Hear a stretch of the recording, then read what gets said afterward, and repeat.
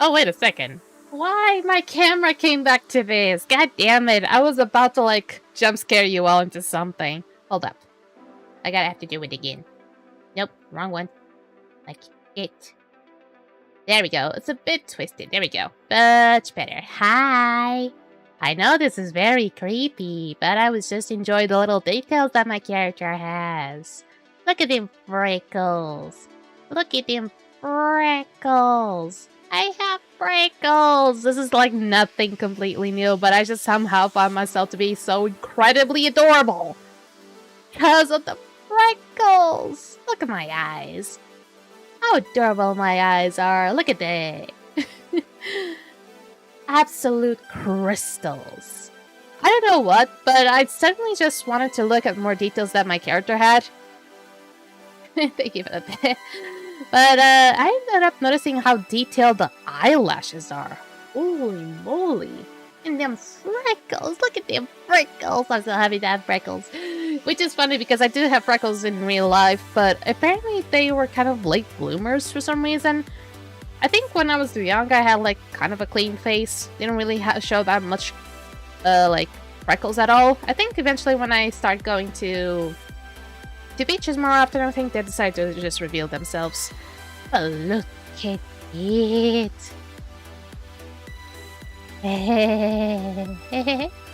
This is absolutely creepy. I'm so sorry for those who just got here. But anyway, welcome, my dearest angels, to another RuPaul Star Wars stream. Okay, the time of me just admiring myself is now past, and we got something to do. Maybe the reason why I'm so confident with myself is mainly for two reasons.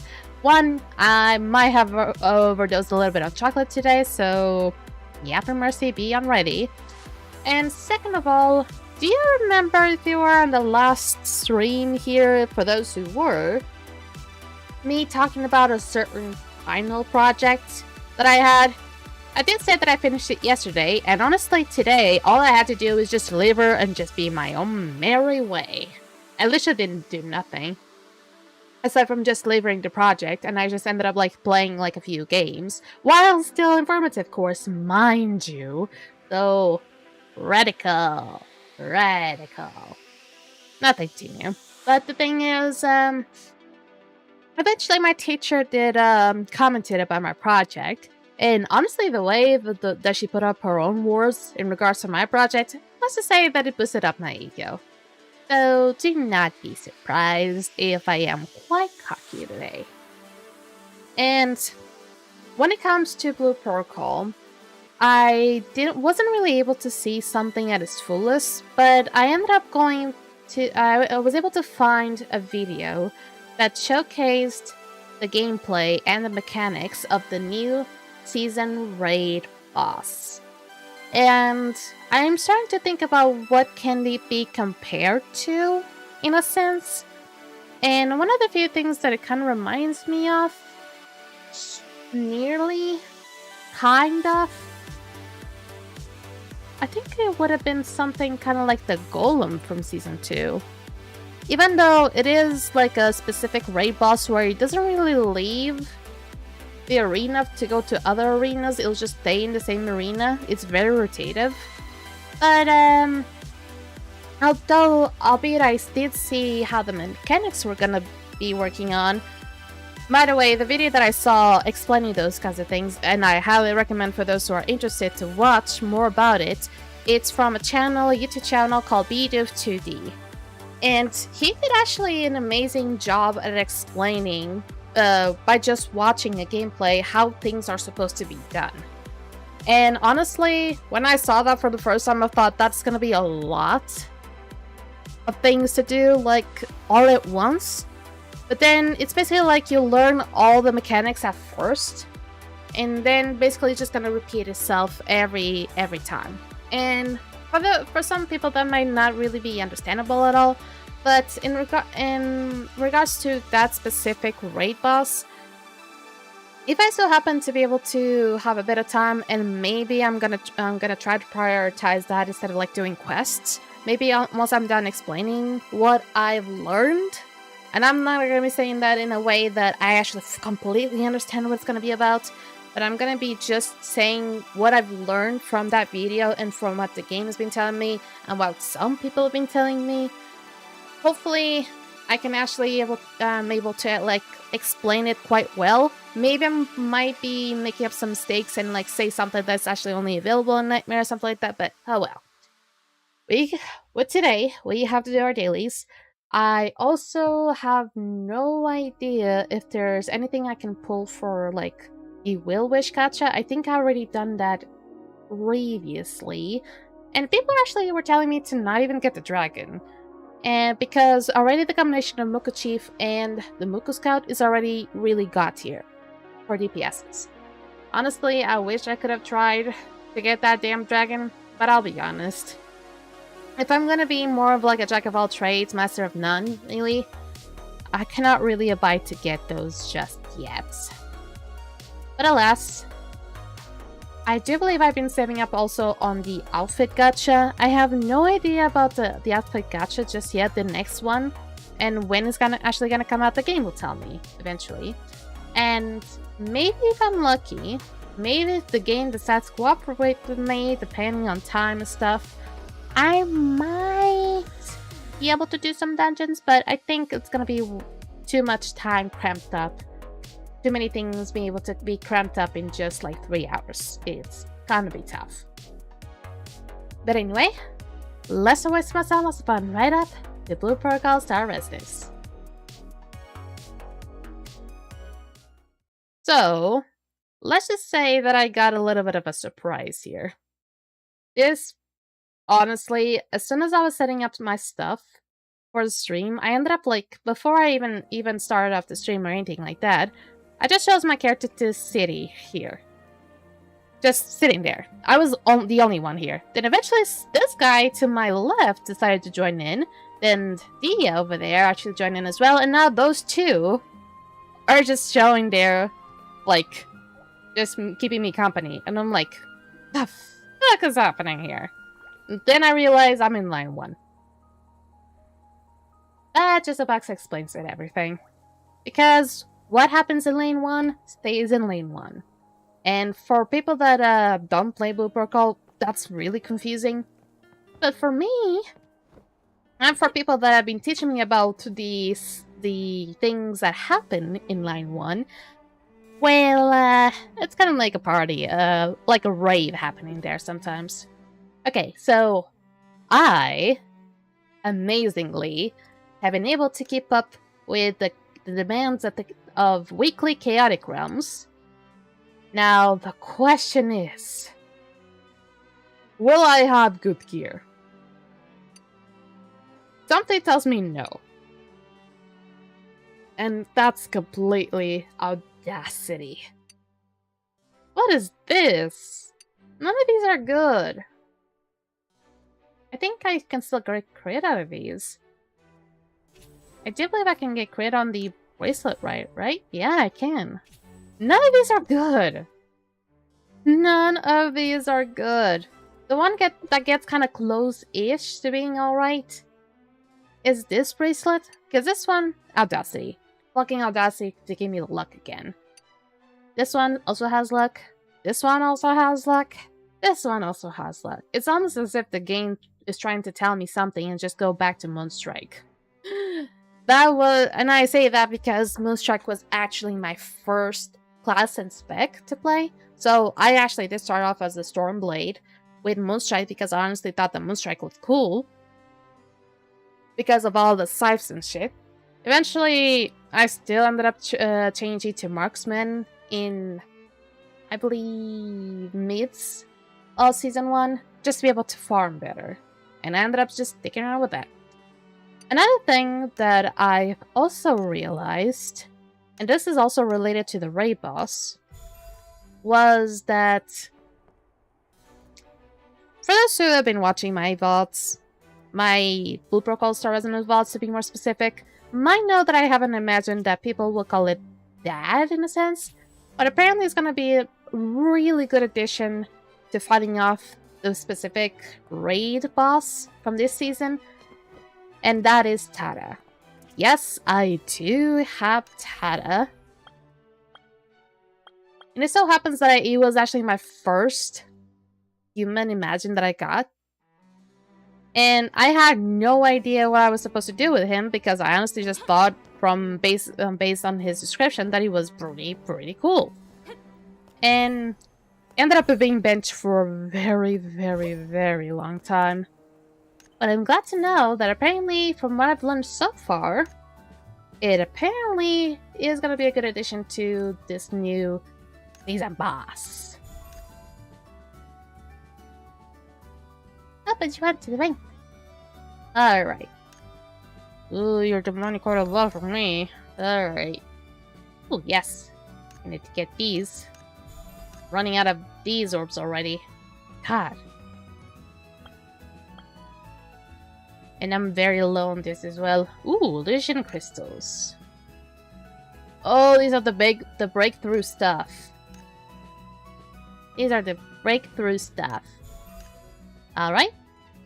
That's already a good start. There's also the topology stuff. But for now, I need to do a few things first. So, all the chaotic realms have been added. Now, the things that have been releasing so far, I believe are just the nightmare versions of the Cursed Radiant Tomb. As you can see, I call it Nightmare, but it is just called Master Nightmare. It's actually just a term used for the raids. They also released a Master for Chaotic Realm, and I believe also... not that one. But this one. So, you can have the torso, the ring... the gauntlet, or the braces, the earrings, the helmet, and the necklace. You cannot get the bracelets. You cannot get the weapon. Let me see, for how long? And you cannot get the boots and the charm. And you have to wait for next week for that to happen. Yay. I mean, in a sense, it is good that the game doesn't really force you to, goddammit, my nose is itching. Yeah. That it's not really forcing you to go all out as soon as, like, the second part of the season comes out. But for those who are just end up doing things way too fast, that might be a problem. Alas, I've been running around, as I usually do. And I ran away from the place that I was supposed to do, which was the Unstable Realms. Look at them things. Illusory Flux Gold. Wait, was that a name that was already used before?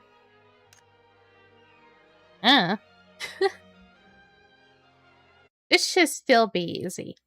One thing I've also been trying to do since last week was really get the best in slot gear for my class, my current class, to be able to start working for the other class. And I am tempted to change and start to go and main tank just for the purpose of being able to help out in the Season 3 raid boss.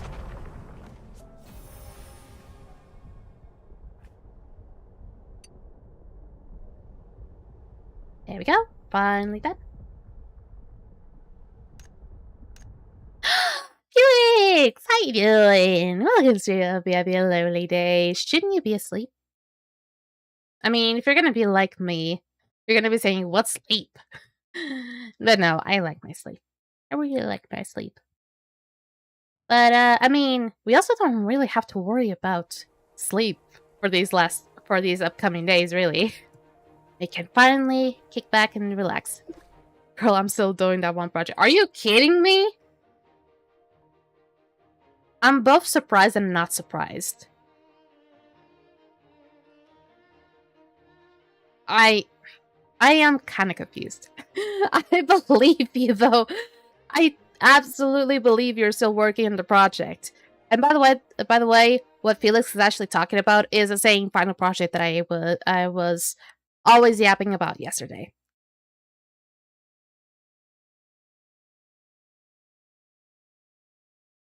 Why? You could have, I mean, you did say you were gonna start it today. Even though I gave you the stuff yesterday. I mean, honestly, if I could have been better, I could have given you the things earlier. But then again, I only finished it yesterday as well, so...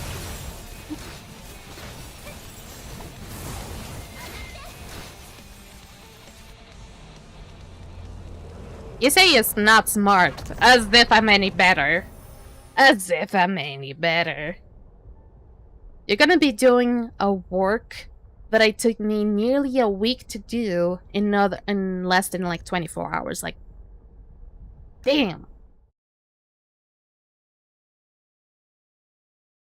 I am just used to your stuff to understand what the hell she's even asking us to do. I'm almost finished. Well, if you're almost finished, that's amazing. Because apparently the teacher really liked my project. At least according to the feedback. I spent like 6 hours on it. Oh.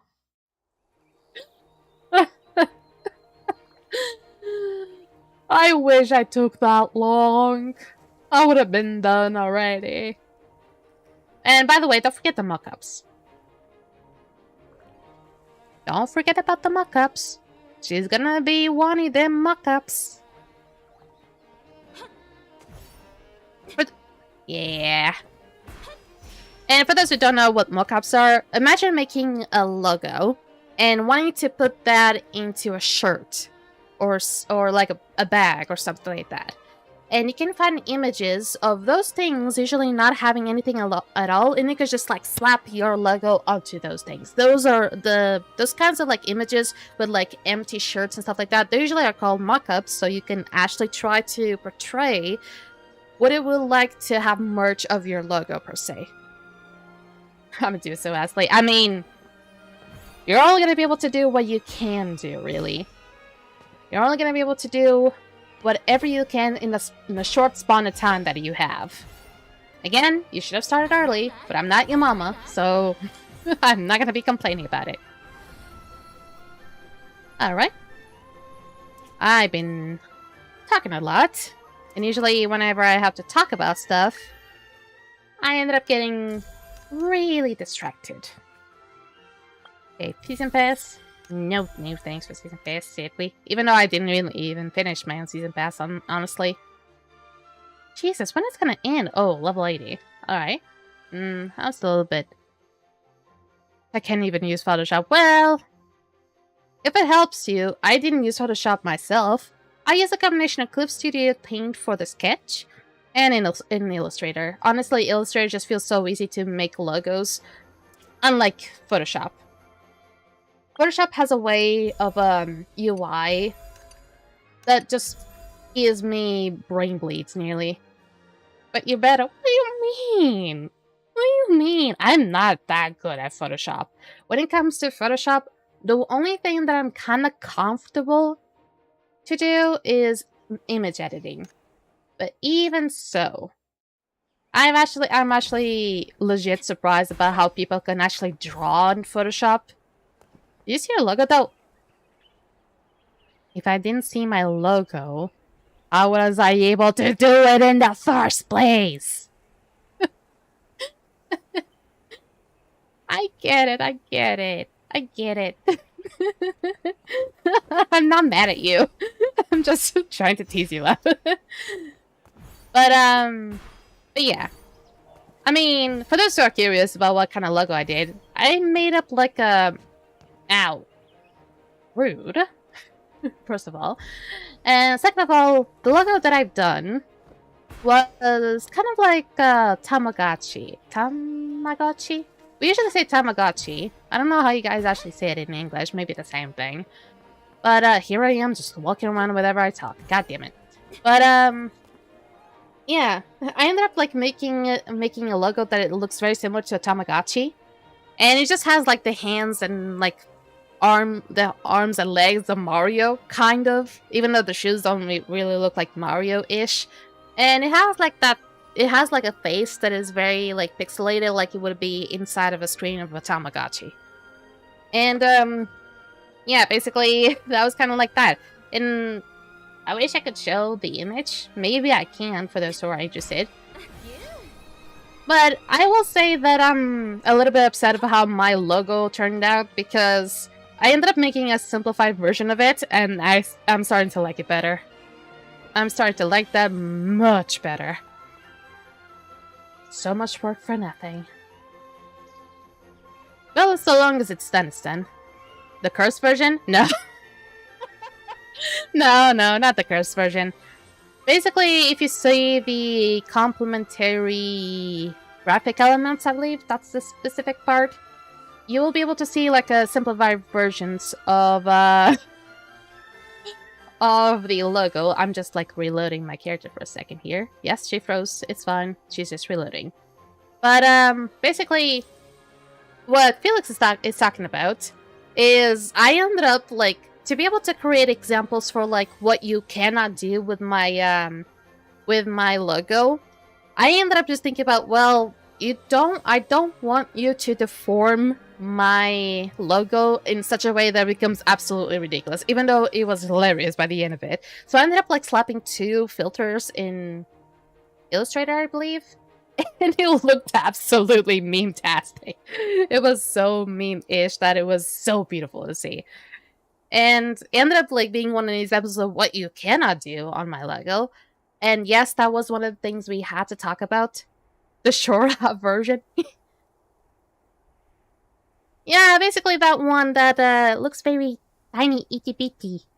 The one that only has one color and has like the smile inside. It just looks like an egg. You know? The one that looks like an egg. I love it. Yay! I honestly, if I were to actually go through and have a logo like that, or even have the brand like that, I probably would have swapped up to the simplified version, honestly. And have the actual one that I did as like an illustration of sorts. God, I did not expect you to be here, so I'm gonna be yapping a lot. I cannot control myself. Alright, so I need to also go for Boss Punch Tracker and see what the upcoming elites and bosses are up to now. And I guess I'm gonna have to wait for Ridge Fang, because Ridge Fang is only gonna be up in 7 minutes. So, if it's gonna be 7 minutes, I don't see any other boss being fought out. Actually, I should be going for Predator or Arachnocrib. Because Predator or Arachnocrib releases a sigil that actually increases crits, so... I mean, it would be pretty nice to me. Very, very nice to me. But then again, it's not up yet, so... When it reaches 11 PM for me, time to head on out to the goddamn spider. I promised myself I'll stop by and chat when I could, so... that's really, really lovely. I mean, hopefully by Friday you're also gonna be here, because on Fridays I do gacha. And it's gonna be that one game that I even showed you characters about, and you were like, mesh. Should be around the same time as well, even though the gacha usually happens around like midnight, 20 minutes after that. So yeah.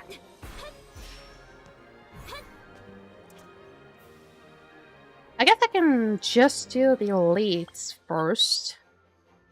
And yes, I'm still stuck dealing with this one, because for some reason I never remember to do freaking faith cake farming. Where do I buy a ticket? Oh, girl. It's free. It's free. Just make sure you show up on Friday, would ya? I mean, it is gonna be probably a little bit late. A little bit late. Free in this economy? Shocking, I know. Shocking, I know. But at least you're enticed.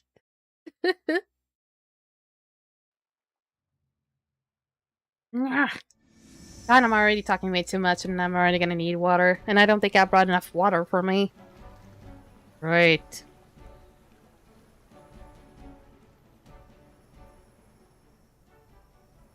I mean, don't expect me to go after you and remember you for that, because honestly, I feel like that would be far too awkward.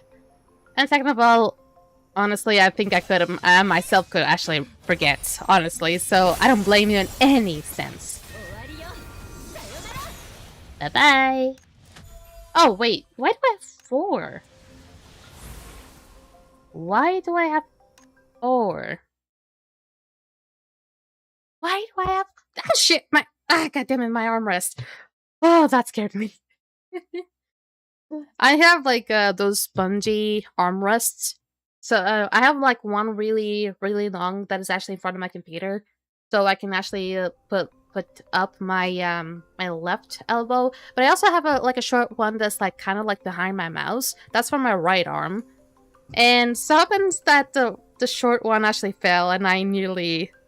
For some reason, it actually got me spooked. It really got me spooked. I cannot even say the K word, I'm just way too spooked.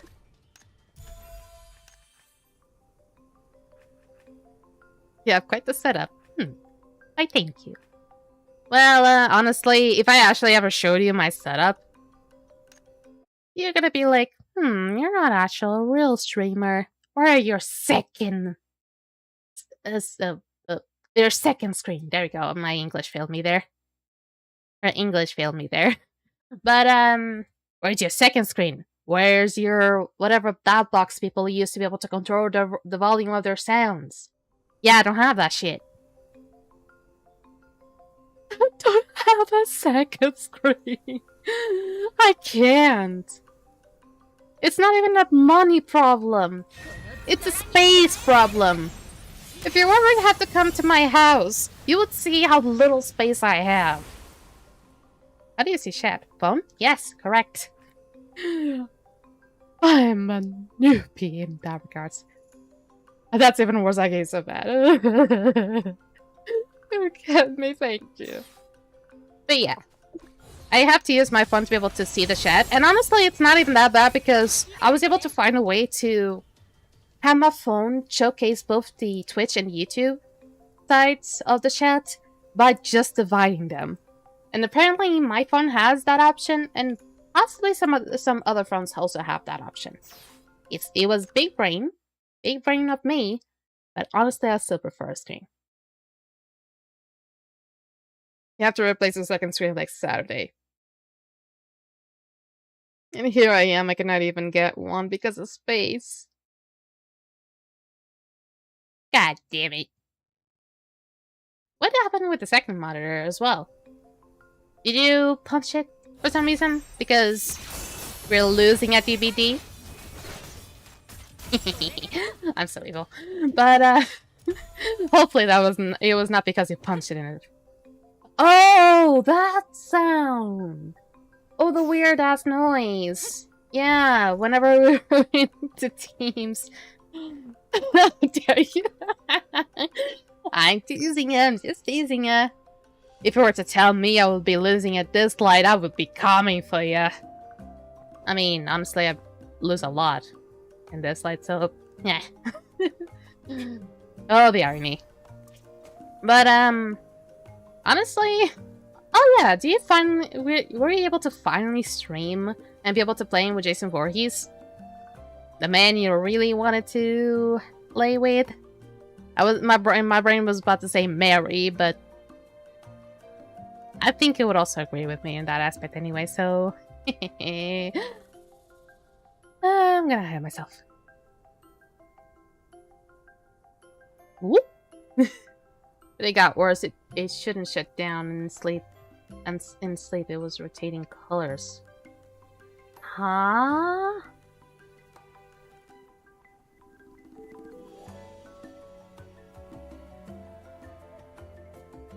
Wait, when it was supposed to sleep, it was like... high?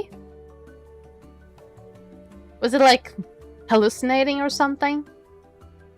How can one hallucinate while sleeping? I mean, I think that's not far off from possibility. That was exactly like what exactly I was saying. But God, how, without even taking any, even without taking any sort of stuff, it was just like going like it was having a trip to memory lane. Good heavens. Oh yeah, it's about time, right? Ooh, yeah. Okay, so the monster hunter should be, bosses should be up anytime. I had to plug off the power cord. Did by any chance a bug get into your screen or something? You know, it's funny because I ended up saying that because the reality is the word bug, even though it's portrayed to it is representative of like something that is actually going wrong with the computer for some reason, the history behind that word is incredibly literal because apparently the first bug that a computer had was because an actual bug got into the computer, and that's why it was causing issues. Anyone? Oh yeah, probably lane 1, of course, Mercy. With all the shit we had going on with teams and whatnot, wouldn't be surprised. Oh yeah. We were having a lot of issues with teams. Even at one point, I'm not sure if it was even on Wednesday from last week, like more than half of the team couldn't really log into teams. It was freaky. And basically it was something to do with like the enterprise that actually gives us the money to be able to do these formative courses. And for some reason they just messed around with accounts and stuff and ended up like either suspending or deleting some of our accounts. Even though we legit were still doing work.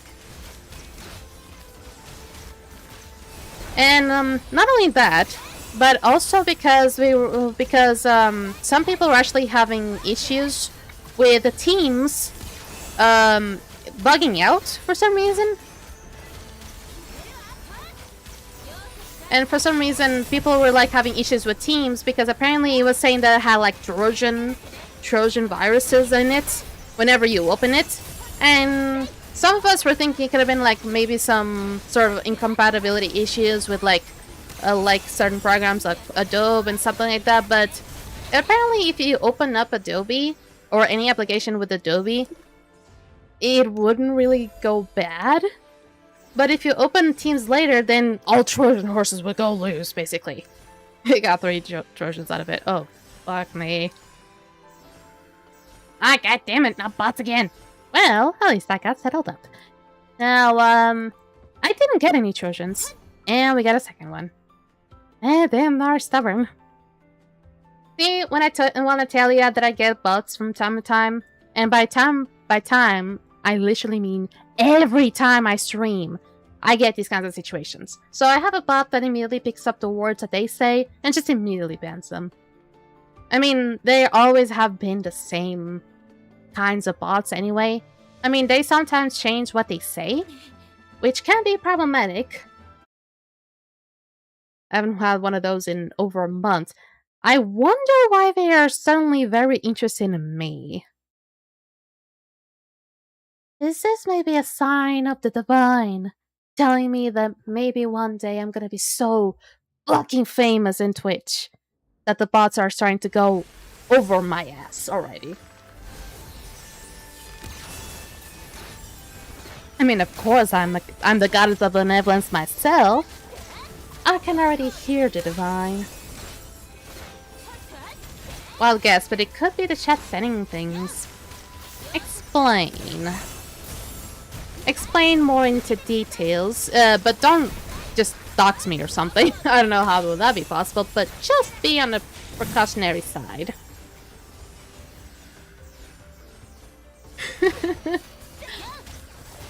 But what do you mean chat settings? I mean, I pretty much have like those things. I have those options in the chat settings to only have people that create emails and stuff like that and have like their phone numbers confirmed to be able to text on my to be able to comment on my streams. And for some reason these bots still get over that. I feel like I have like a stalker that watches my streams and just keeps doing these like funny pranks for some reason.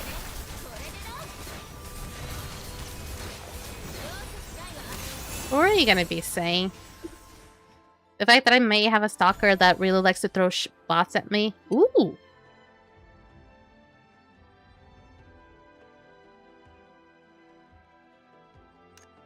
Well, well, well. A battle will. Well, I thank you. I have no idea what that one does. You're gonna have to tell me your secrets. Tell me your secrets. Those bastards are really fucking annoying, man. Don't say it now. Just DM me later. Bish. Alright. Oh yeah, I've not gone to Starland yet. God, I have so many quests to do. Ugh. Yeah, I'm gonna need to talk to these two again. Let me see if I can screenshot my settings and I'll send them to you on Discord or something. Yeah, Discord will be fine. Nothing bad is gonna happen. No, seriously, I don't think it will. God, I have my fan on and it's still very fucking hot in here. What setting are you at? Oh, you're only at only at 1, so of course you're not gonna be that strong. I also don't want it to blow directly at me because I'm gonna get fucking sick if that happens. You're gonna fucking kidnap me or something. I mean, weren't you the one that gave me a reason to do that some other day? You did? Didn't you say something that made me go like, I'm gonna hunt your fucking house, or I'm gonna kidnap you, or something like that? I am bird-brained, so you gotta have to remind me what was it about? Was it something about chocolates? Was it something about? It's because I have 4 cats.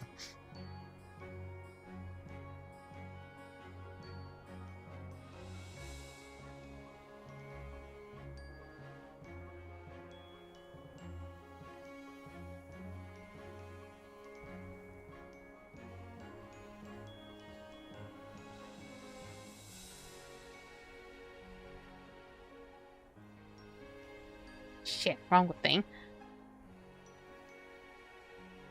4 cats, you say?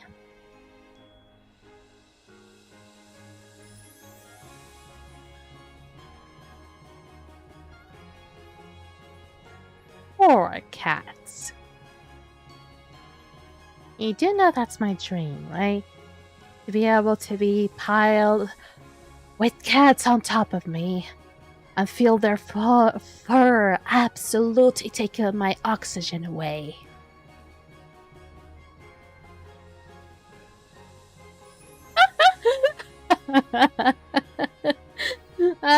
I'm sorry. I'm incredibly sorry. I am but a humble knight. Why? You fucking Hulkenberg from Metaphor Fantasia? I'm still playing that game, by the way. I am but a humble knight with the mightiest of famish. She's a very hungry woman. God damn. Blah, blah, blah, blah, blah, blah, blah, blah, blah, blah. Okay, focus. Yada yada yada yada yada yada yada. I'm not even in. I ain't even a knight. I'm a whole ass outlaw of the wild beast. Yeah, and you're also a hyena. What does the hyena say? Oh god damn it, no. Oh god, I started something. I gotta start something. Oh god, I started something.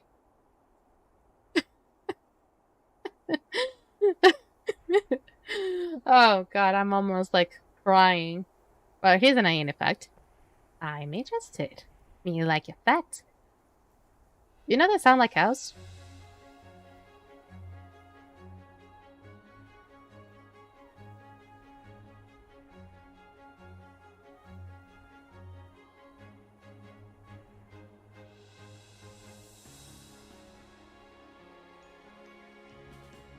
I'm sorry? What do you mean that hyenas moo?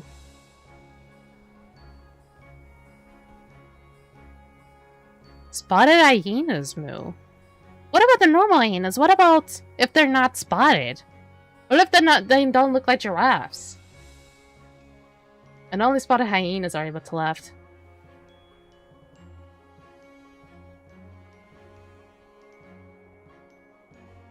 Huh? What are those spots? What are those spots that actually make them able to laugh for some reason?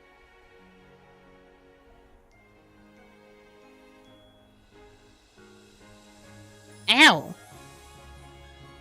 I'm so surprised, really. And I love facts. By the way, I have a command that literally just have to, like, write exclamation point fact, and he'll just receive a fact.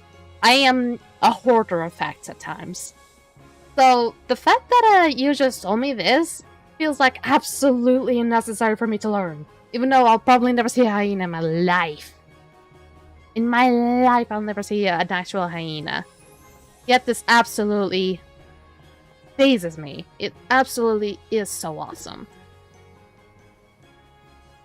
Weekly. Would you like a wolf fact? Well, I'm not one for wolves, but go on. I'm just gonna be this because I'm lazy. Then go for Natsu. Take a picture with him. Oh yeah, I gotta have to talk to him first. Nope. Oh yeah, I just gave me the daily stuff. Why, thank you. They're able to change the course of rivers, huh? Wait, so they're like fucking nymphs that are able to change the seas or something? Not the seas, the rivers. How massive can wolves be to be able to do such a thing? Do they just like pull rocks or something? Oh, the things I learn. And I'm not even questioning it whether it's real or not. I am just going with the flow. Okay, son, ya la la. Ya la la la la. La la la. La la la.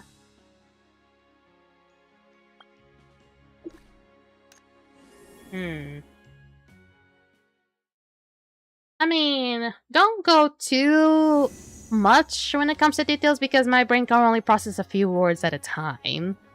I think you already know about that. But I am still incredibly intrigued. But yeah, I'm not sure if I'm gonna be able to remember that bad and put it up on my list of facts already that my bot can actually showcase. Yeah, simple explanation, if that would be okay. If I ask for more, then you can go all out. I'm going for a drink because it's very hot. 4 power cherry soda, white peach milk tea, blue citrus soda, and rose Earl Grey. I mean, I really like peach. But the thing is, it's with milk? I mean, I've drank boba before, but it was only like those boba teas that is not even milk teas. They're like juice teas, boba juice teas. And it was with peach and mango. That shit is my favorite. God, it's so good. If it wasn't so hard to be able to make boba bubbles and just like make an actual I mean, I can technically make a boba tea if I want to. Maybe just do tea without the boba because I already have one of those like teas from Lipton that that actually is like a black tea with peach in it, and that shit is so good.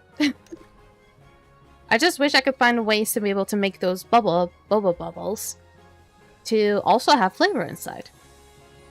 Because usually the places where they actually sell bobas is in a city where I don't live.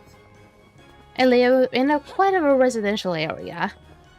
And honestly, to be able to go to the city side, it would take me a few minutes.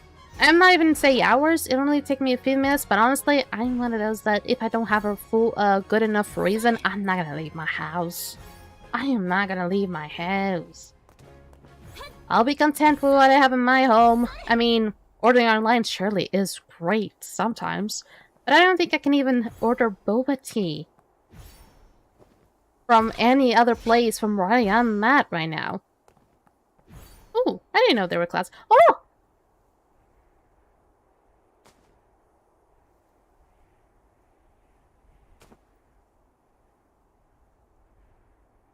Boink!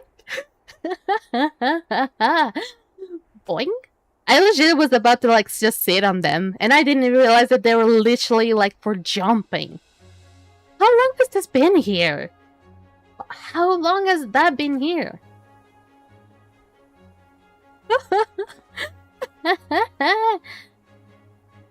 Boink?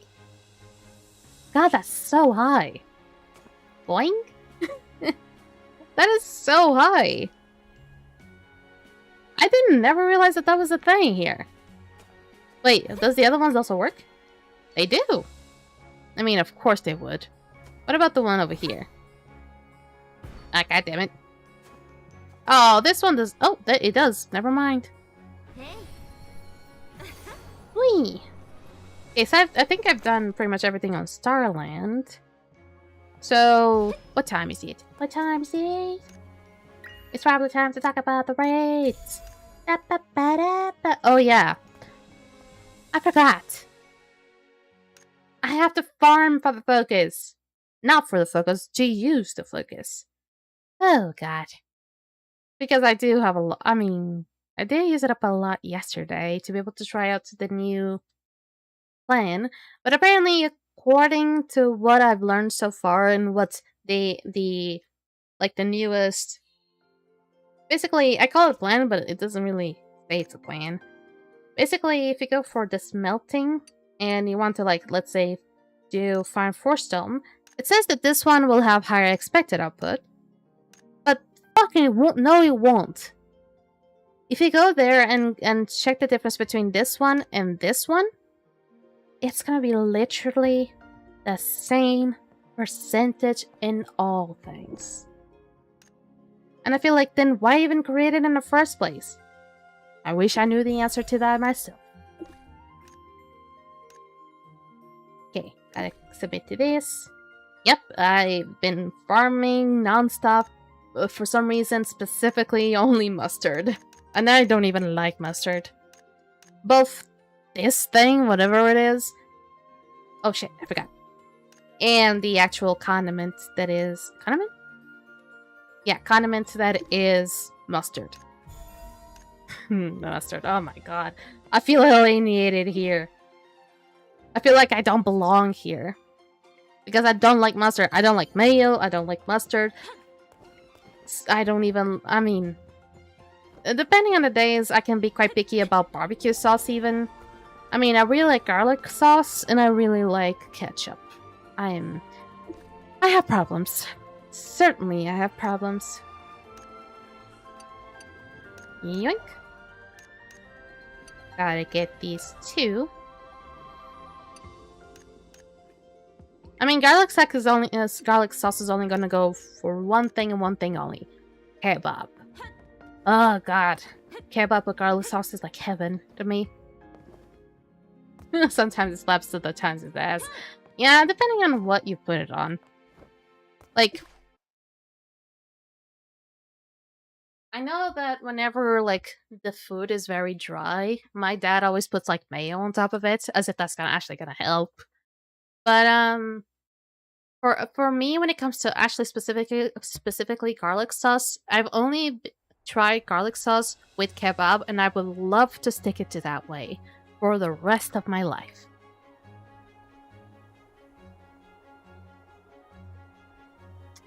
Already take a big sip.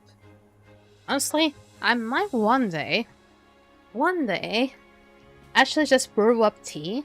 Like, maybe make it cold or something like that. And just put it up on my water bottle and just, like, for a drink, just be able to drink just pure heat tea. And possibly cold one because fucking weather here is starting to get really warm. And for my setup, I have these lights, these LED lights, that for some reason just produce so much heat. And nowadays, I always have to take the fan out of the hallway and put it here. And just make sure it just oscillates back and forth and is at like not too high of potency so I don't get sick, but at the same time I just don't die of suffocation with the heat. And yes, I might be a little bit dramatic because most of the times the weather is running around like 20 something degrees Celsius, and for a lot of people that's like peasants situation. But I'm a weak person. When it comes to like weather, when it comes to like temperature specifically, I'm a baby bitch. I am not afraid to admit that. I am quite a baby bitch when it comes to weather because I For some reason, I can sneeze like crazy even when it's hot. And honestly, I get chills often. For some reason, I just ended up like having chills whenever just the smallest breeze passes through me. It's almost as if I just felt ghosts passing through me. And honestly, I don't sweat a lot. Frankly, I don't think I do sweat a lot.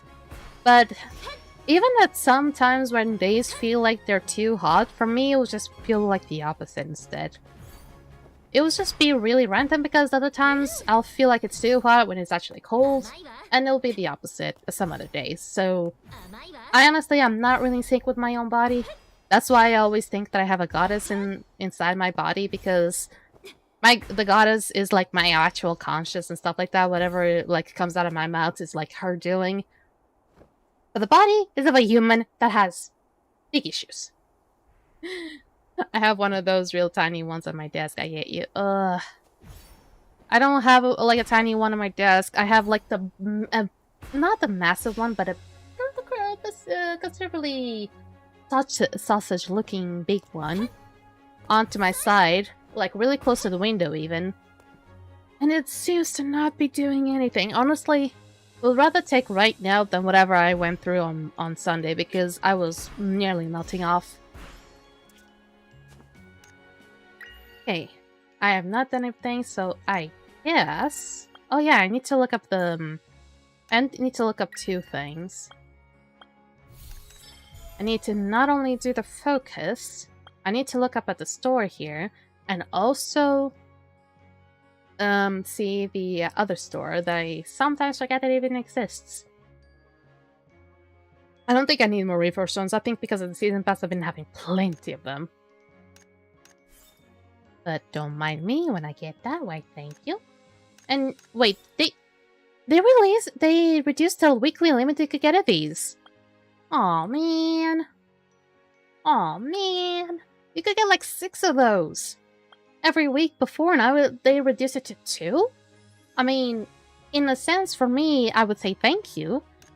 But for other people, that might suck. I mean, there's also a limit you can get of these. 200 only a week. But still.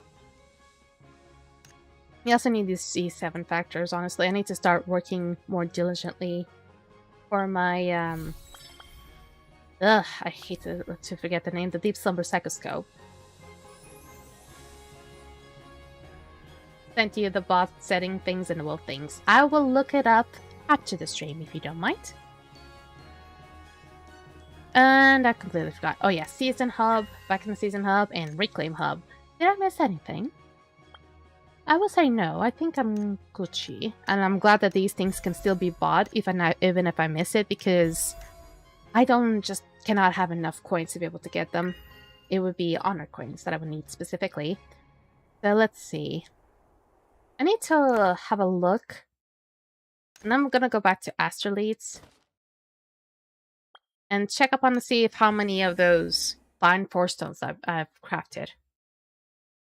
I will lose my show. Why, thank you. Wait, do you mean I'm a show now? Just making sure that you actually mean me. Because if I were to be all cocky right now because I've overdosed on chocolate today. Okay. Because I could be a little bit cocky today because chocolate. Chocolate. I sound like that one character in SpongeBob SquarePants that ends up like screaming chocolate a lot. In a very angry manner. Okay, these things. I mean these things. And honestly, I don't know how many I've gotten.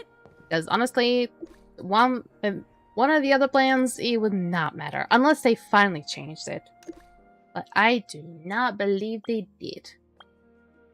Refine. I've been trying to get enough for this, but I think I only have enough for 3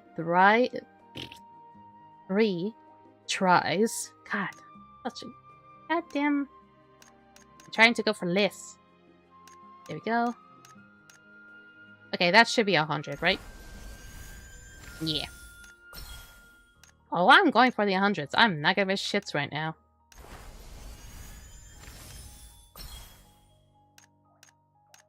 we go. I could be gambling a little bit.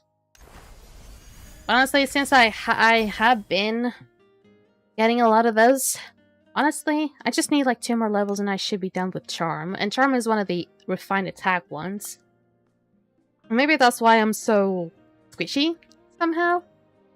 And even though I am very squishy in real life, yes, thank you very much. My character is incredibly squishy because a lot of the armor that actually provides endurance and stuff like that, only level 20, like the ones that actually increase attack, they're way up high. And I am thinking of going for the weapon next, which I technically can do right now. I'm gonna be gambling for this one. This is gonna be a terrible idea, but shoot it. Yeah. Okay, 4 more levels for weapon, which is a-okay. Now for charm, I suddenly regret pulling up those blessing materials. Whatever. So go for more fine force stones. Let me just step out here, so whenever I have to go auto, it won't tell me that I cannot. Melting, fine force stones. Go for these. Obtain higher ritual. Am I supposed to say this as like German-ish? Because I can only say fire or something like that. Wait, how are you getting drops from it? Because you're supposed to be able to have the game to be able to receive the drops. I mean, yes, the drops are active. And I honestly don't know for how long, frankly. Yes, you do get drops from watching me, but you weren't supposed to have the game and connect the game to Twitch. And by watching my stream, would be getting the drops. Unless you're just saying like, oh, we got the notification of getting drops, even though you literally you're not even connected to the game. You can get the drops on Twitch to claim them to need to connect to game. Yeah, so apparently they'll just stay there for you to eventually claim. Oh, by the way, you reminded me of something. I need to check up on Steam. Not stream. And apparently there's a new code. A new redeemable code. And it's this one. Paradox Awakens. Make sure that that O on Paradox is a 0 instead. Bada bing bada boom. Bye-bye. And then go on mail. And you get a modification crystal. Wait. 5 revive candies. And just a simple echoes of the Ember, basic star chest. Well then. Guild Hunt event. And the Discord login. Sweet. Cheer up, cheap. I actually need to see how many. I need to look up on the Blue Portal Star Resonance Discord and see the sign-in event. Okay, so I'm in day either 14 or 17 of this, because you can get the same reward on day 4, 9, 14, and 17. And I don't remember what I got yesterday, but I'm gonna take a guess that it was like... I'm gonna take a guess that this one might be 14th, and that means that tomorrow I'll be getting another one of those coins for the outfit gacha. Oh, I'm gonna have to wait 4 days. Oh god, I'm gonna have to wait 4 days for the next banner. I've been saving up in case it's a really good fucking banner, man. I need to see the mount. I'm actually interested in mounts mostly, even though I'm very, very fucking comfortable with this one. It doesn't look nice on me.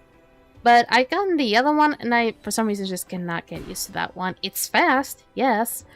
But, when it comes to, like, controlling it... God damn. And for those who don't know which one I'm talking about, let me see if I can actually mount it up again. It's this kitty patiti. Look at this kitty patiti. It is really fun to go around with it. But to jump and stuff like that is terrible. And I also got myself into a position where showing it, it's not going to be the greatest. It goes really fast though. Let me showcase. This is what it does. This is what the one ability does. And then 2. Whee!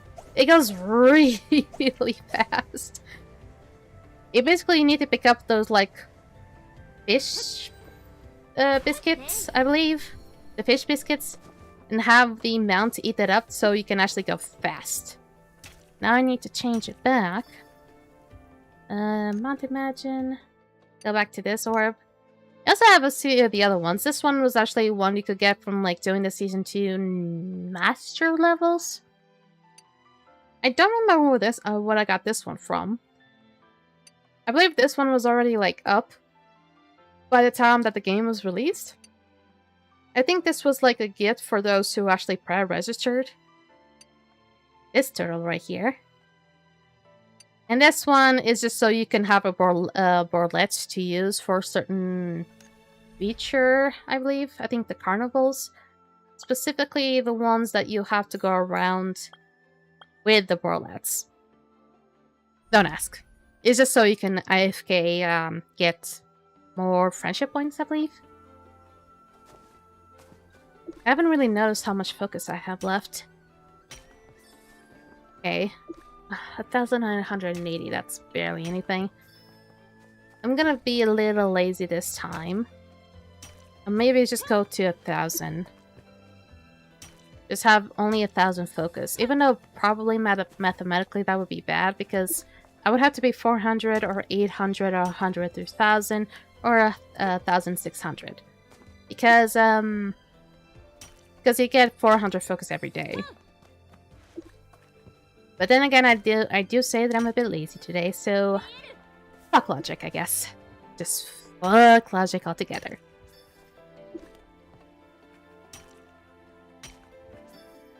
And I should be able to at least have a few to craft up a few more of those fine force stones. And that was just that will also reduce my focus.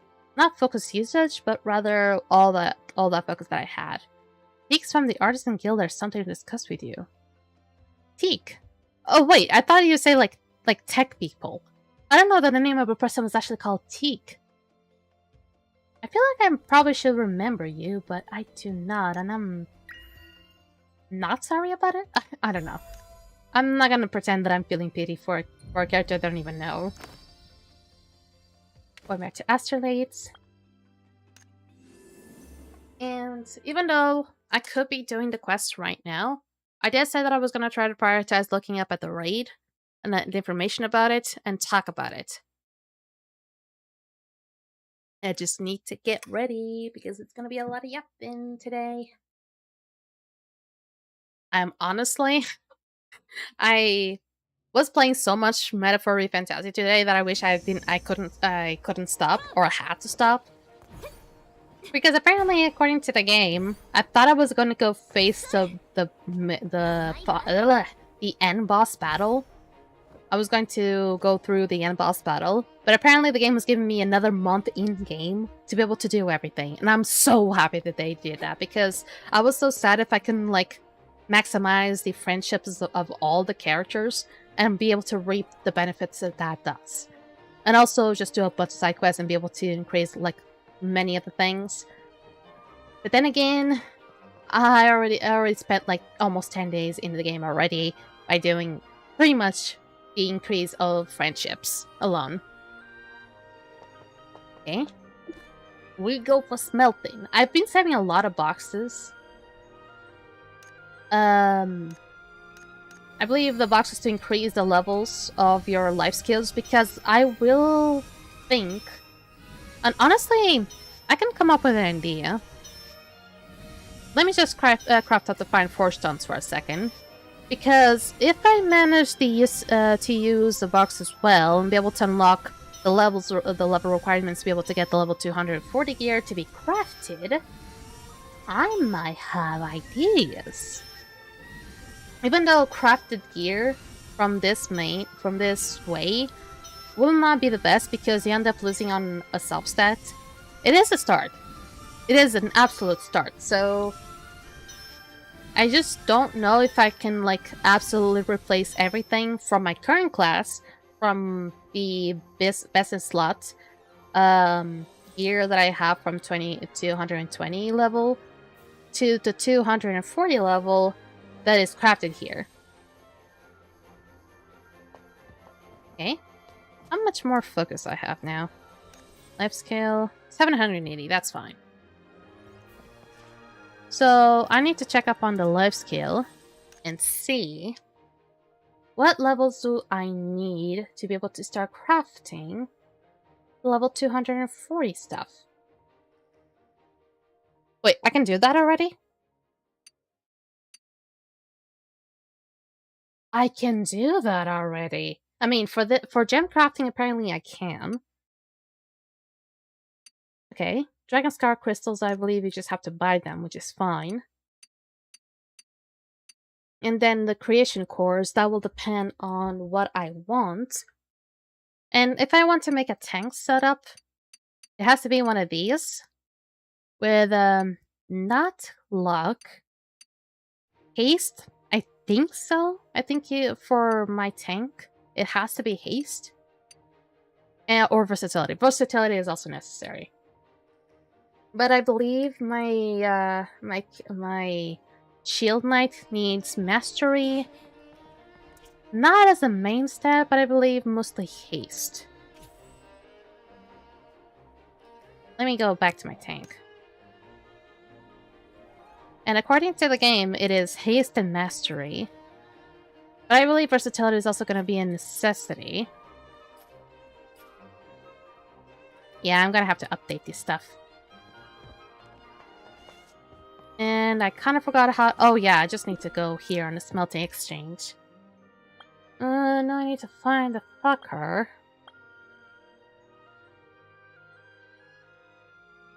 It is something reddish. Don't tell me it's something that I have to farm.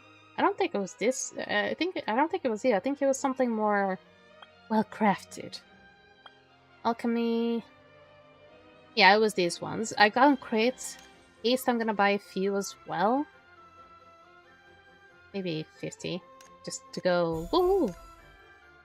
Mastery. I do have a few, so I'm gonna go for 2. And versatility, I'm also gonna go for 50. God, my Luno bound is going off so quickly. I have no idea where you are. Now I just need to find... Was it the Renegade? I think it was the Renegade, right? I feel like I'm trying to say a word that it does not mean exactly what I was trying to say. Weaving, no. And others... God, I could have been buying these things instead of like buying it from the boxes. I do tend to make things happen. This is strength. Okay, I do need strength. Does give up a lot of versatility though. What are the options? Luck, haste, and crit.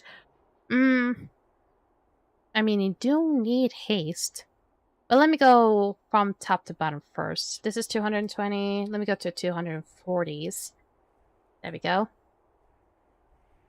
Crit, haste, luck, mastery, and versatility. I mean... I'm not sure if mastery or haste need to be prioritized. And for these ones, they have this one, the illusion silver plate, and for this one, it needs to be an illusion silver ingot. Okay, that should still be easy. I think it should be on the smelting area. No, that's the hero topic. Silver. Oh, there we go. Oh god, I'm gonna run out of money. I know I have some pockets of Luno hidden in my inventory. I also have to take in this with me. These ones, to be more specific. I ended up getting confused and getting the other ones, and I lost so much money, so much good stuff out of that. Thank you. Thank you. And I have these many boxes. I'm just gonna save them because that way I can make good decisions later. Some people are gonna be mad at me for wasting time, and I do not blame you for that. Alright. Is there anything else I can get that would give me more money? I mean, I do have to open these boxes, but it's just more food, really. I don't see any more of the typical boxes, so I think I can finally get some sort of update. Yeah, it was smelting. 220, no, 240. Oh, I only have 20 of these. Well, that's not a good start, is it? I'm about to do something that I might regret. For this one, I'm gonna go with Mastery. I don't have enough Topology Alloy shards. I know those things can sometimes be bought, albeit weekly, from this guy. What's up, Harvey? What's up? You're already releasing 240 of these kinds of stuff. Actually, that's 220. 240 is up ahead. I mean, I'm not gonna be buying Bound Luno with these. Time flies by and I'm gonna have to do this again. So for now, I cannot really build up my tank. I mean, one thing I can already do is just get this one already. How much that would increase? Honestly, that's not bad. Can I? How many? 106. That is... may seem like a lot, but... I think to max out like a weapon of all things, it's 4 each, as you can see here. And I don't think that I want to go through all the way to perfection and only have like a mere few of those left. So, no thank you, I'm gonna go back to Marksman. Don't worry, because eventually... Why are you still saying that I have Shield Knight deployed? Will it fix it? Yeah, it will fix. Okay. Because if I actually want to get best in slot stuff for Shield Knight, the best way would technically not be like picking up stuff and craft out stuff. Would actually be just like making sure you pick your looting class to instead of be your main to be the secondary class you want to work on. And just like try to farm certain chaotic realms that will drop the gear you want. Because certain dungeons will drop certain materials. Not exactly materials, but gear. I think you guys already kind of understand what I'm going with that. But alright. I think it's time for me to yap. And I see already people doing Stimmer Vaults. Oh, speaking of Stimmer Vaults, I need to go to check on Stimmer Vaults. And this is going to be one of those moments that I'm just going to forget. By the way. Oh yeah, I was like, wait a minute, what are those borders over there? But no, it's just the game being the game. I'm probably gonna go to the Stimmer Vaults and just forget that I have to go and talk about the raid pretty soon. Maybe I'm gonna be stubborn and not forget about it. Look at how many people are doing it. God damn. Take it. Take it. I did Stimmer Vault, I believe, on Saturday. And sometimes it depends on what kind of people I find that can actually tag along with me. Okay, they released 40 already. What is the recommended illusion breaking strength? 2,260. I think I might have at least 2k, but I don't think I have enough to actually reach that point. I have like 21 points above that. I don't want the duck to die. I wanted to see Stimmer Vaults. Holy shit, I do have the level requirement. Alright.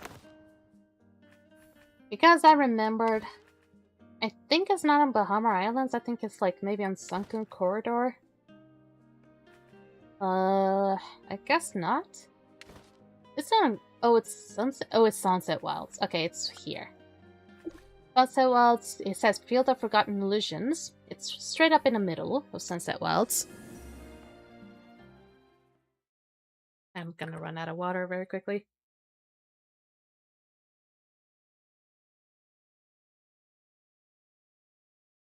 Me, me, me, me, me, me, me. Me, me, me, me, me, me, me, me. I hope I'm not wrong and they actually haven't released the raid boss just yet. But I think I've heard my own guild say that they have finally been released. And only the Paradox Calamity Remnant Origin has been released so far. Next up will be the second version of it. Oh, they are all the same! So this is like level 1, then there's level 2, and there's level 3.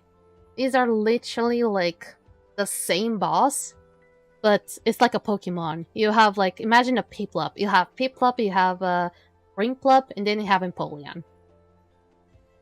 I know I didn't really give up like the best example when it comes to like Pokemons, but I fucking love Piplup. And don't you dare fight me for that. Piplup is an amazing Pokemon. I have a massive Piplup plushie on top of my bed that I love to squish it.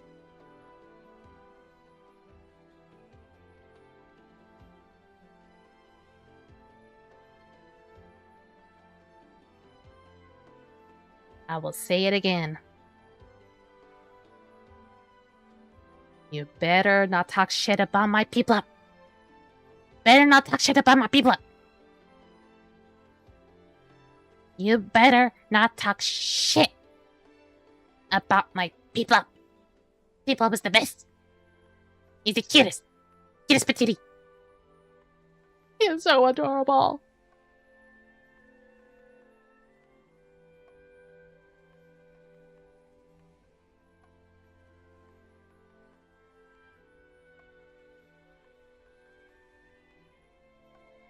You're lucky that I am the goddess of benevolence. Otherwise, I would not tolerate such heresy. I will kind of agree with you that he might not be the best water starter, but I dare you to say he's the worst water starter. Because I literally could have just him, just the Pokemon alone, be able to kill up every Pokemon in existence in Kanto region. Is it Kanto or Honto? I don't remember. And even fight off the likes of Cynthia. Yeah, and a level 100 Empoleon, I know level 100 Empoleon is already like fucking massive already. But just between alternating with Waterfall and Blast Cannon with an Empoleon, kills off everything in my sight. It's beautiful. Anyway, aside from me just babbling about Piplup, here is the first boss. God, that took a while. Look how weird he looks. Well, that's quite the weight you're carrying on your shoulders there, buddy. Are they supposed to be like jets or cannons? Are they supposed to be both? An unknown mech, which should have been completely scrapped long ago, slumbers high in the sky. Aside from passing birds and drifting clouds, no one is aware of its existence. It has long been forgotten by time. A gust of wind carried the seeds of an unusually bloom into the sky, where they took roots deep within the crevices of the mech's part. Feeding on the mech's remains, they slowly rode this massive, inert behemoth, eventually pulling it back from the dust of time and reuniting its long, extinguished core.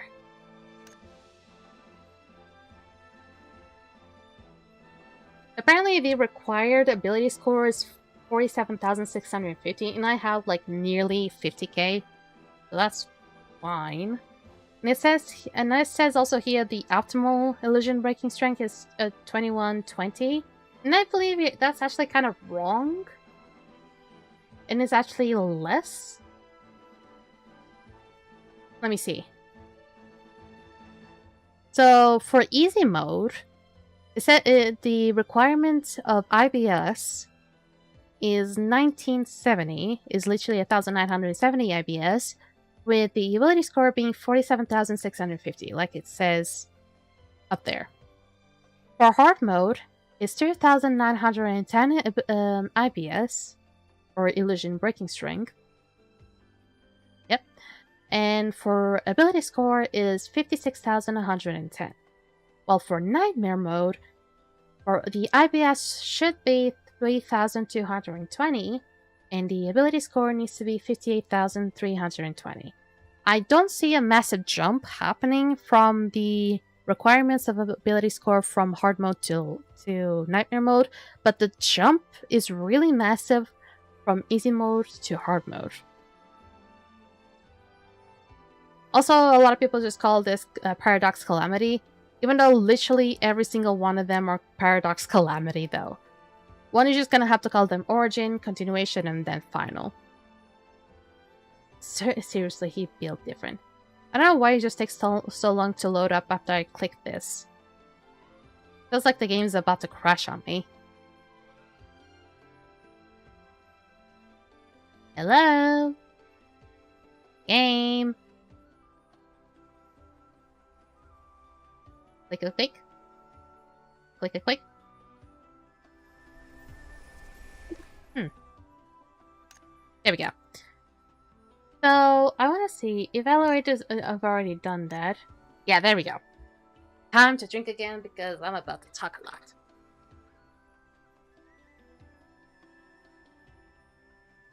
Okay, so this is what I've learned from watching the video of Bidoof 2D. He actually did an amazing explanation about what this boss in particular does. And I'm starting to understand what he actually reminds me of. Not the golem, but the robot from Season 2. However, it's not a boss that will have different zones. So you're just going to be staying in the same zone at all times. Basically, you're just going to be standing on that platform for like all the entirety of the gameplay. But that platform is going to be evenly divided into the mechanics that you're going to be seeing right now. So one of the mechanics is locked domain. And it says, once combat begins, the boss activates 4 light barriers, dividing the area into separate rooms. Each section becomes an independent space, and an adventurers cannot damage the boss from across rooms.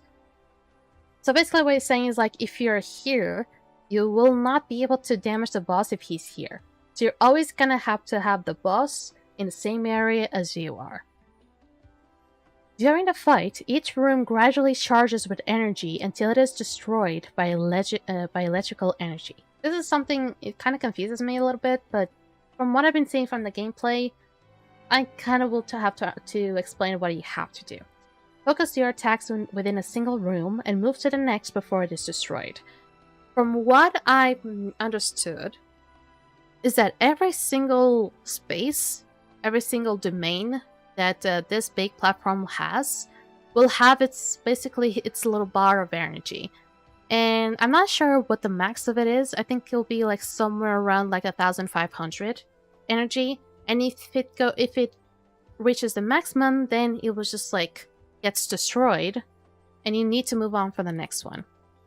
And this is where the whole Tada situation ends up being useful, because the teams will have to like not go all together if they don't have Tada. But if you have Tada, all the team, like all the 4 parts of the team, can go in together from one domain to the other. Boundary breach. Whenever a player passes through a light barrier, these things, it triggers a destabilization explosion that deals damage to all players. And it says, cross the barriers in staggered groups during the fight to avoid triggering excessive damage at once.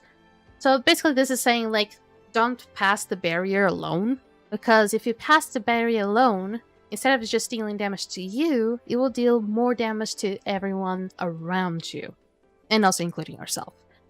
And basically that's the whole situation, like, you have to go in teams, basically, instead of like the whole group.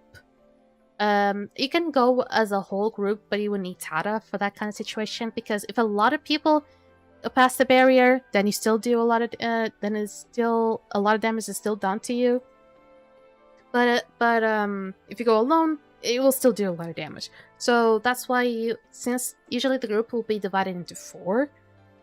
Sometimes there's going to be a situation where if you have to pass the barrier, Team 1 will go, then you need to call out for Team 2 to go, then Team 3 to go, and then lastly Team 4. And I believe the only one that stays until the very end, until the Team 4 goes after, is the tank, to be able to hold on to the boss.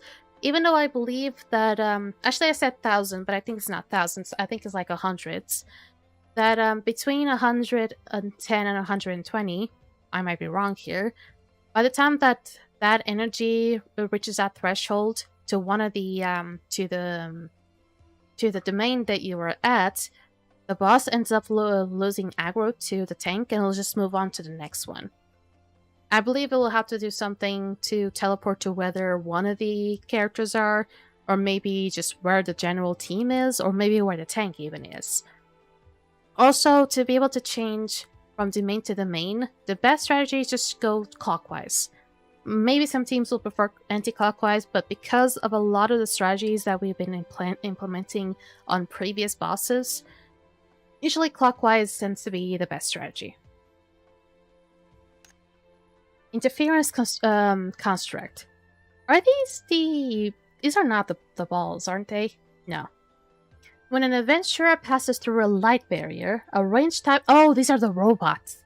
A ranged type Mech Illusion 5 is summoned in a corresponding room with a 5-second internal cooldown per room. Mech Illusion 5 applies an attack reduction debuff to all adventurers, and on Nightmare difficulty, it expands the domain that provides damage reduction to monsters. Guard class adventurers should enter the room first to draw aggro, interrupt the weakening in the defensive skills cast by Mech Illusion 5. Okay, so this is where imagines like, I kind of forgot the name of it. Also, what is this kind of freaking... But I believe imagines like Tempest Ogre will become really useful. Because you need to pull in the characters. It's either going to be Denvil or going to be the Tempest Ogre that's going to do that. And I believe it's only when you pass through the light barrier that these things ends up happening. Not only will it be able to take damage from those light barriers and everyone in the team will take damage, but these little fuckers would also pop up. But usually you'll just ignore them for the last few minutes, for the last few seconds, until you make sure that the rest of the entirety of the group is actually on the other side of the domain, or is in the other domain, and then you actually pull in these guys to be able to group them up really close to the boss and just keep on damaging it. Illusion Terminus Singularity. Okay, these are the balls. The Remnant summons several cores charges with destructive energy across the arena. After a short duration, these cores detonate, dealing devastating damage to all adventurers and causing it a total party wipe. Use Annihilation Beam to destroy the energy cores before they detonate. What do they mean by that? So basically, 3 people are going to be targeted, and they're going to have to form... They're going to be forming like a triangle shape, per se, but they're going to be like tethered somehow. And what you have to do is, on easy mode you only have 3, but on hard mode and nightmare mode you have 4. So positioning is very important. You have to make sure that the lines connect in such a way that they all touch the orbs. You can be really like almost on top of them. I probably wouldn't recommend that, or be like a little bit after them, but make sure that the lines actually intersect with the balls. And then eventually there's going to be like also a line attack that will be basically just the same as like how the tether lines were, that will eventually destroy the balls. That's how you actually do it. The tether line, I believe, that will have with you and like 2 other players is going to be like blue-ish. After a while, it'll just like turn into like one of those like line attacks that the bosses sometimes do. You just have to like dodge it out, and you can move after that, because honestly it means if it's already in the ground, it means it won't move. So, I mean, that's not going to apply to everything. But for this situation, you can, as soon as you see that the tether blue lines go, you can just like move out, because an attack will happen that will take away those orbs. The Annihilation Beam. I think this is exactly what I was talking about. The Remnant target 3 adventurers in the arena, linking them with feathers. This is the thing. After a short delay, lasers and emitters spawn at the targeted adventurer locations, firing beams along the tether paths. These beams deal heavy damage to any adventurers in their path, but also destroy the energy cores. Target adventurers must position themselves so that others pass through the energy cores, causing the lasers to destroy them before they detonate. But it's important to say through, because you don't have to be on top of the balls or the energy cores. You just have to make sure that the lines connect in a way that they intersect with the balls. That's all there is.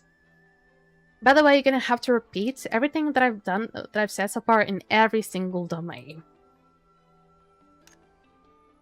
Illusory sync. This one kind of like makes me wrap my head around it a little bit, but I can kind of understand. The remnant summons an illusion of itself, and that's why I remember with the robot, and synchronizes with it to charge up energy. Both then unleash arena-wide attacks with damage that falls off over distance. I think from what I remember, it says here, strategy. Guard class adventurers, basically the tanks, should lure the remnant to the edge of the room beforehand to leave enough space to mitigate the fall-off damage. Move away from the main remnant first and then away from the illusion. So what it's saying is like, the tank needs to make sure that these two are not too close to one another. And then this guy is going to jump first, and you just need to be a bit far away from it. That means the further you are from it, the less damage you'll take. And then this guy is going to jump, and you need to be far away from it as well. This is like really simple. And this one, I don't remember. I think this was not explained because it is not nightmare difficulty. But I think it's still very important to understand. Alternating rhythm. On nightmare difficulty, when the remnant is defeated, it activates flight mode to fly into the air, leaving behind cannons and a domain to test adventurers. Targeted adventurers should lure the rectangular cannons damage to a safe point and return to the safe area before the countdown ends.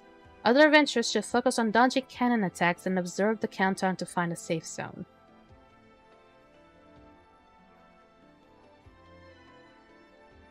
Well, since I didn't see this happen, I'm not really able to picture this out. But I'm assuming the safe zones are these blue things. I mean, that's kind of obvious, I would assume. And it says rectangular cannons. Should lure the rectangular cannon damage. I will assume is these things are basically just going in line. Basically, these things are like going like this to a safe point. And return to the safe area before the countdown ends. So there's going to be a countdown as soon as the boss dies. And then the targeted adventurers need to lure the rectangular cannon damage to a safe point. Which I'm not sure if that means it's going to be the lines here, or if it's going to be the actual areas. And return to the safe area before the countdown ends. Other adventurers should focus on dodging cannon attacks and observe the countdown to find a safe zone. So, as soon as the countdown reaches 0, everyone needs to be in a safe zone, otherwise they... And I would also assume that if anyone is outside of the safe zones, it means that we lost, and we'll have to retry it all over again. That would be absolutely atrocious of them to actually make that happen. But it doesn't seem to be too terrible. Okay, the next one's going to be up in a week, and the other one's going to be up in 2 weeks. Well, that's certainly very quick, I'll be honest. That's a very quick way to go. And I remember that my guild has done this boss already. I mean, they haven't really confirmed if they did it. But they have tried. I remember they marked up a time to be able to do the boss today. I think it was around like 2:20 something p.m. my time. Hello? Open. There we go. Thank you. I'm pretty sure that it's not hard mechanical-wise. Yes, it's gonna feel like a little bit overwhelming because a lot of things are happening. And apparently from what I've heard, there's also gonna be an anti-healing mechanic on the boss. Meaning that if you actually get got by it, you won't be able to receive any healing for a little while. And that again reminds me of the robot in Season 2 because there was also an anti-healing mechanic on it. Even though if you were going to be targeted, you wouldn't really be able to get out of it. Oh, it all comes full circle. Indeed. Homestead is being really annoying right now. Hey, how is my training center? I haven't sold nothing lately, haven't I? Oh yeah, I also have gotten Imagine. I have Iron Fang, I have Athena here, I have Aurora, and I have a Predator Spider. I have no idea what you do. Summons boss. Predator Spider to deal attack damage. After casting, your passive attack bonus is temporarily enhanced according to your mastery percentage. Every 5% mastery grants extra attack for each passive stack. So, the more mastery you have, the more damage you do. I mean, I wouldn't really say that that's like the best for me, because I base a lot on crits and I guess a bit of mastery myself, but it's mostly just gonna be crit and haste. Oh goodness, I'm already sweating. And that was only one boss. Oh, I'm so dreaded. Alright, so that means I have time to be working on quests then. I do have to do this though. Active during Master Trials Ember Resonances. I don't remember what I found this from. I think it was in Bahama Islands, right? Yeah, it was right there. Thought I said for you to track. Why weren't you tracking?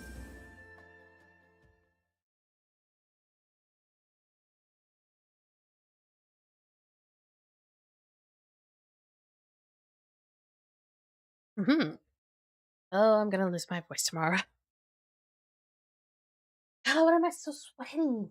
Man, you were supposed to be doing your fucking job. I need to really put you... Yes, you will. Wait. Alright. That one orange... orange. God, I'm so colorblind. That one purple over there is a Bond story, which, honestly, I think it's Fafala's Bond story, so depending on how the quests are going, maybe I might do a little bit of it. And since, like, all the raid bosses are gonna be coming out every single week, maybe I'm gonna have to delay her stuff. I don't know. Sneak peek. Ah, are you the legendary adventurer I've heard so much about? Thank goodness. I finally found someone I can entrust with this.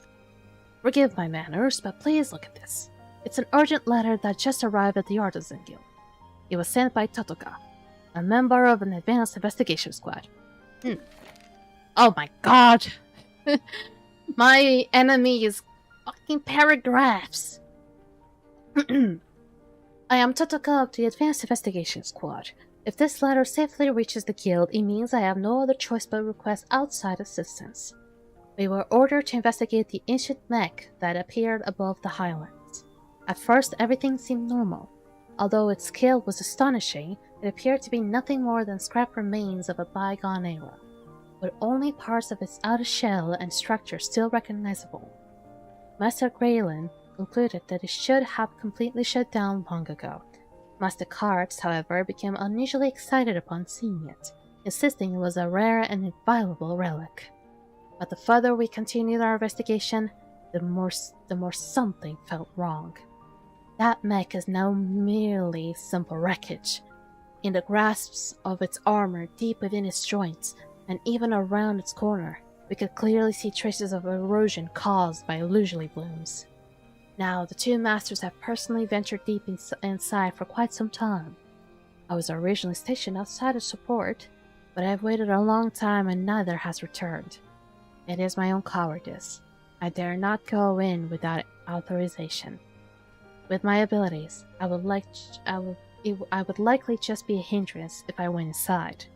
But if I keep waiting like this, I truly fear something may happen to the masters. Thus, I can only write this letter and request the guild to send reinforcements as soon as possible.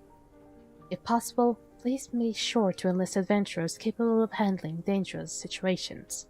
Advanced Investigation Squad, Artisan Guild, Totoka. Yeah, looks serious.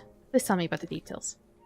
A while back, the wreckage of an ancient mech was discovered in the skies above the highlands. Once word got out, the guild immediately dispatched a 3-person squad to investigate. That is very short. That is a very short squad there, buddy. The leaders were grilling and cursed, and with Totoka tagging along as an apprentice artisan. But nobody expected them to be gone for so long.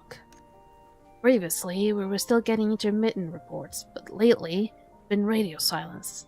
It wasn't until today that someone brought this letter back. Even though Totoka is just an apprentice, the kid has always been diligent. He wouldn't write a plea for help like this without a good reason. To be honest, I am very worried. The origin of that ancient mech is unknown to begin with, and now 2 senior artisans have been missing for so long. No matter how you look at it, this is a bad sign. Adventurer, could I trouble you to head to the Sunset Wilds? I beg of you. Please help us. Leave it to me. A boy? Am I actually gonna fight against the raid boss on my own? Because that's supposed to be 20 men kind of thing. They're not gonna really force me to fight up the boss, will you? I know I can do that next, like closer to the end of the week, you know. Up, Totoka. Were you here this whole time? Oh, you're the legendary adventurer I've heard so much about? Thank goodness. My letter actually made it. What's the situation here? I don't actually know much. But ever since that mech started making noise, something has been off here. At first, the 2 masters just wanted to get a little closer to check on the mech's condition. But before long, a very strange sound came from inside it. Master Grayland sensed that something was wrong immediately, and his expression changed instantly. But Master Cos was the exact opposite. He looked incredibly excited and said he had to keep investigating. After that, the 2 masters told me to wait outside as backup while they went in first. I thought they would come out soon. It's not that I haven't thought about going in after them, but I'm kind of scared. If something happens to me, too, then absolutely no one will know what happened here. So I could only stay here and wait while I send out a letter for help. But the longer I wait, the more anxious I feel. Understood. Really? That's great. No, wait. I shouldn't just be happy about this. It's incredibly dangerous inside. That mech is probably completely out of control by now. I'm sorry, adventurer. I don't have much lino on me, so I really can offer you a decent reward. But if you can bring my 2 masters back safely, I'll do anything you ask of me later. Anything? Can you perhaps be my horse? I'm begging, adventurer. I understand. At the very least, let's figure out what's going on inside first. Thank you. Thank you so much. But please don't push yourself too hard. If things look bad, retreat immediately. May the sea breeze bless you, adventurer. Why do I think I've heard that before?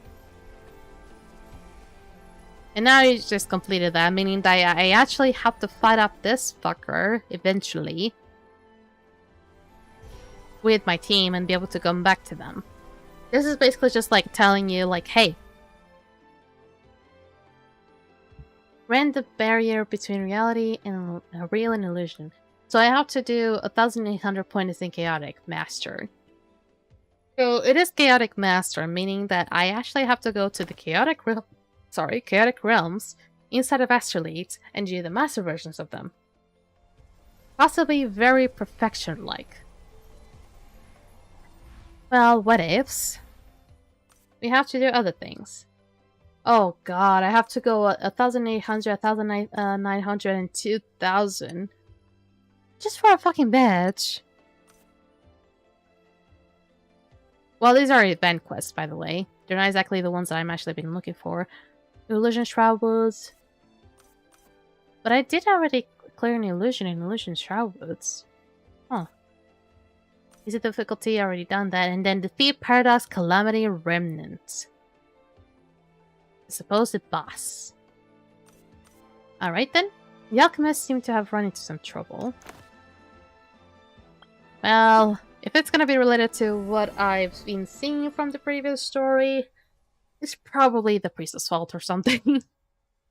I mean, the priests weren't really the bad guys, technically. The other guys actually were dealing with contrabands. So... yeah. There you are. Let me just check on something real quick. Well, time to sip the water again. God, I feels like I forgotten how to breathe and I just can only talk through my mouth. Or breathe through my mouth, as a matter of fact. Yeah. There we go. Vivian. What should I do? Javi's been gone for so long. What could have happened? Don't worry, Master. I've already submitted a commission request for the Pioneer Bureau. I'm sure an adventure will arrive soon. Oh, this actually... The reaction of this batch of samples is cleaner than we expected, but the progress is still far from ideal. Don't worry, Professor. Okay. I asked around at the artisan camp. I've heard they are in the third batch of instruments. They still can't even complete their basic surveying. For results like these, I'm honestly not surprised at all. Before we left, Instructor Maurice said that this was practically a repeat of Master Mason's conflict with the Artisan Guild all those years ago. What happens if I leave? Will they repeat the same thing? But fine, what is happening here? My student, Flavia, went out to gather alchemy materials, and she hasn't returned for a day and a night. We split up to look for her several times and searched everywhere we could. The only places left are areas frequently roamed by monsters. There's nothing we can do. I know you're good at this, Adventure. Should you help me find her? Just tell me the general directions. Please look at the map. Please look at the map. Excluding the places we have already searched, only 2 spots remain. Here and here.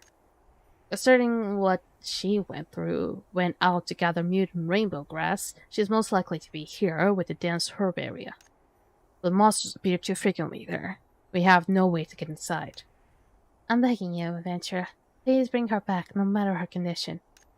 Well, that's brave of you to say. Because you know damn well that there's a possibility that she might show up dead, right? And I'm certainly having, like, fucking Yakuza flashbacks. Fucking great. Ugh.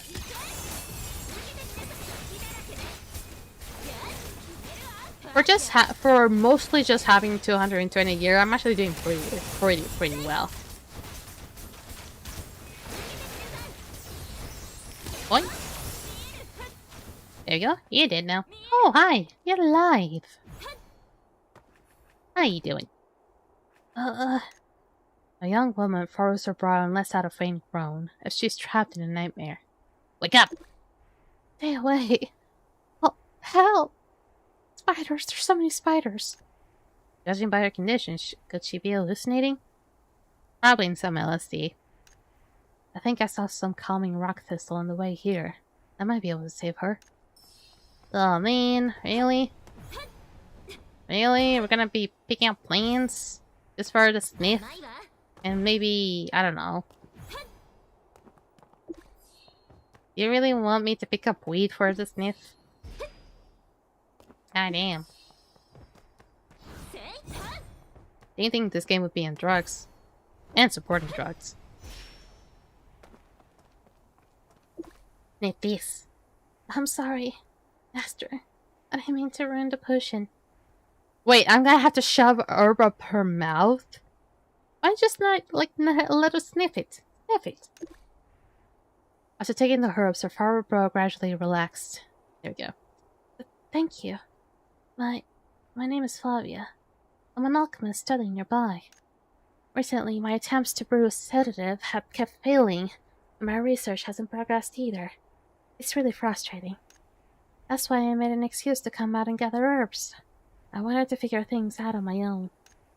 While I was passing by a windy gap, I heard the howling wind and looked up to see a flock of birds swallowing in a vortex. Wait, crows?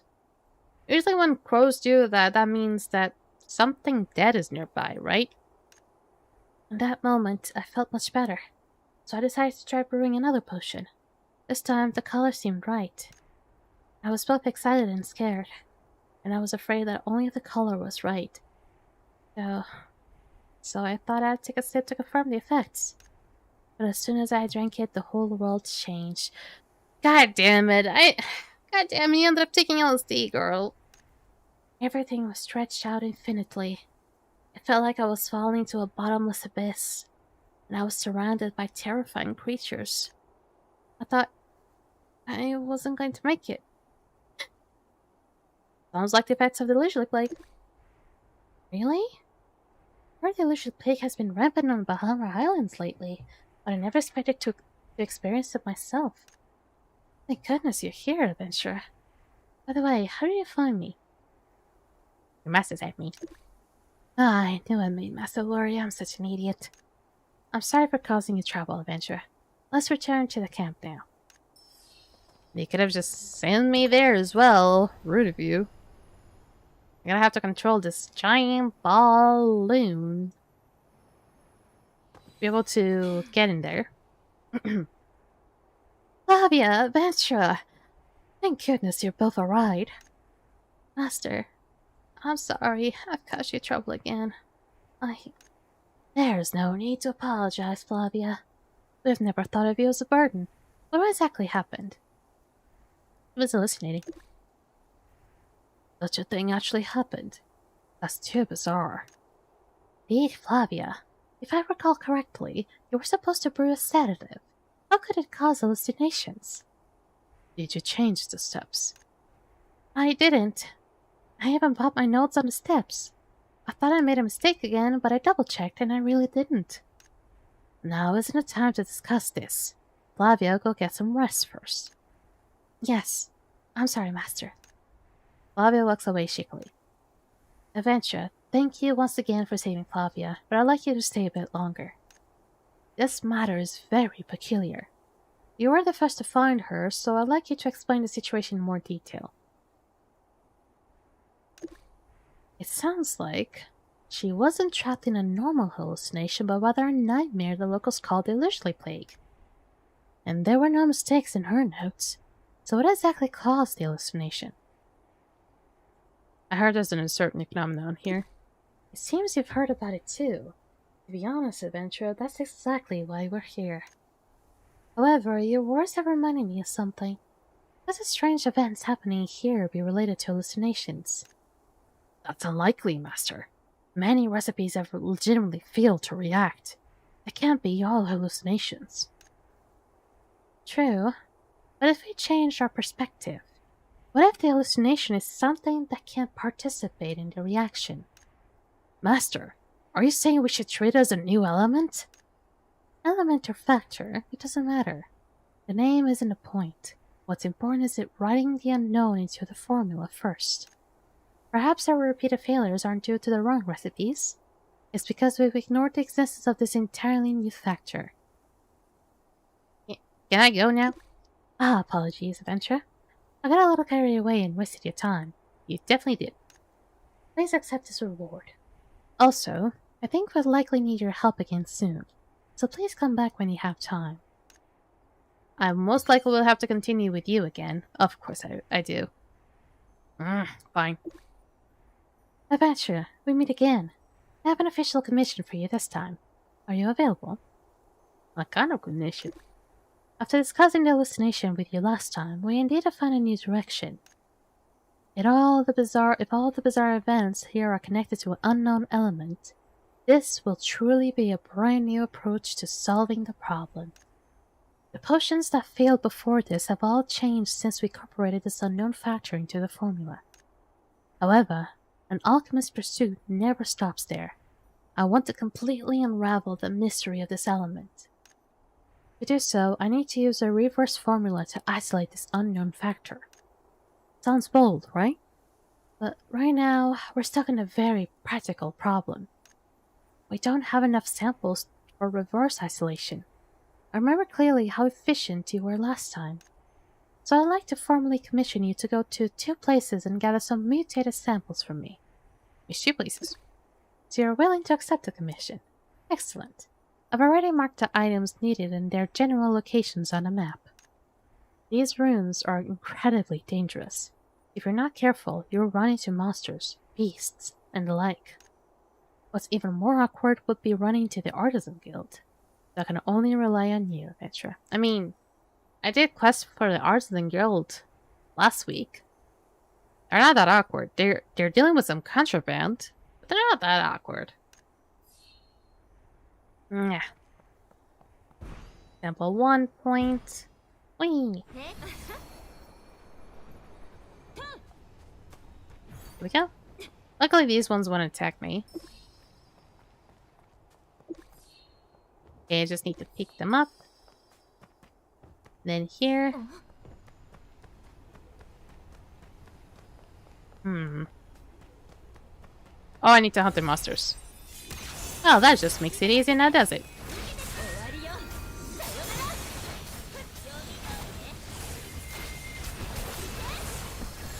Here we go. Now I'm gonna have to come back to you. If only I could have just been teleported. It would have been absolutely delighted. Hey. Oh! Bobby's over there. Shouldn't you be resting? Should you be resting, woman? I got my eyes on you. Alright then. Aventra, you're back. Did the sample collecting go smoothly? Yeah, it did. Good. These samples look different from the ones outside. They've definitely undergone some sort of mutation. However, we'll only know if it is truly caused by the illusion element after the restoration. I heard the artisans over there are stuck again. Then let's stay one step ahead. The mutated samples are ready. We can begin the reverse isolation and restoration. I wonder how Flavia's catalyst is coming along. He seems to value her highly. She's a good kid, and she's just a bit lacking in confidence and experience. That's why I want her to take the lead this time. Let's go check out where she's refining the crystal. I mean, I saw over there. I got a book. I got papers. It should be fine this time. Probably. Please let it be fine. Flavia, how's the catalyst coming along? Master. Master, the catalyst is refined, but... No buts. You need to have some confidence. If you fail, you'll just start over. The formula will laugh at you. Start over? Faria, what a terrifying phrase. Alright. Don't scare yourself to death. Let's begin. Adventurer, since Octave isn't here, you'll set the pace. Say the word, and we'll start the restoration. Begin! Flavia's hand trembled slightly as she dropped the reverse rage into the solution. The solution grew slightly clouded and separated by an invisible hand. A portion sank to the bottom. Coagulation with fine crystal bleh, cannot be fast enough. Did it work? It looks like a success. But why are there two kinds of crystals? The crimson crystals usually are the problem. The dark red shards emit an aura so familiar it makes your heart sink. Crimson marrow? Why is it restored here? Aventura, you don't look so good. What's wrong? Tell them about the crimson marrow. Really? That confirms my guess. This crimson crystal is more like the mutated engram.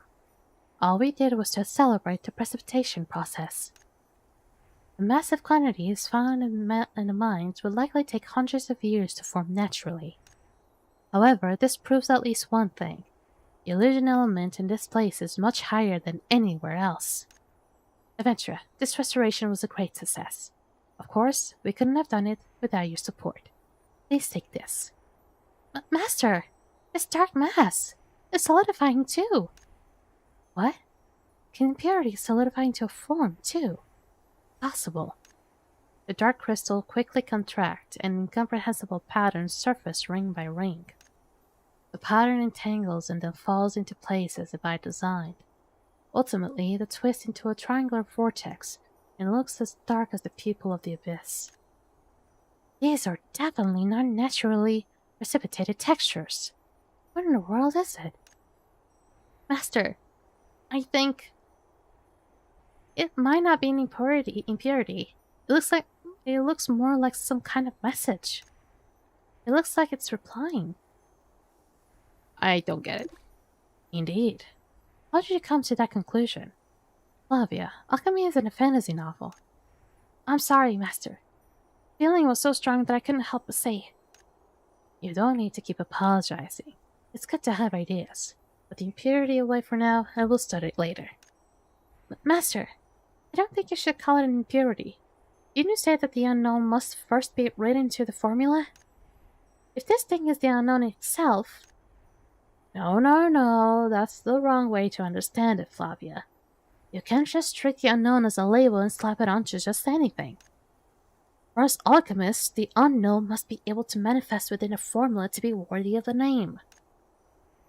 Things like this, which cannot be explained by a formula for now, can only be recorded as an impurity. I understand.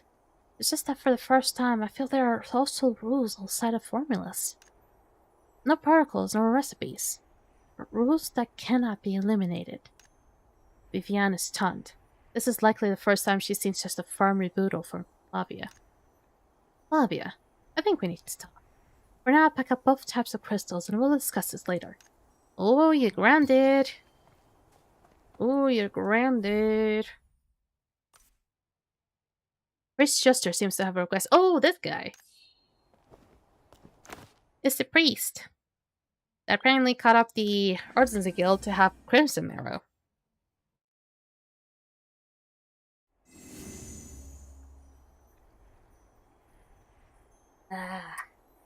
Please. Be water. When am I ever gonna get like a Oh, people are actually fighting up the original boss. You don't look like a priest now. We meet again, Adventure. Your mediation last time successfully stabilized a tense situation. I've always been impressed by your active efforts. I invited you here this time for a commission that's not exactly official. But only you can complete it. Are you interested? Sure. Not a single word of what I'm about to say will go on the record. If anyone asks about it later, I'll deny that it represents the Creed's things. You've probably guessed it. We're investigating a mysterious organization known as the Vision Sharing Society. Oh, I remember them. And I think it was one of my favorite quests.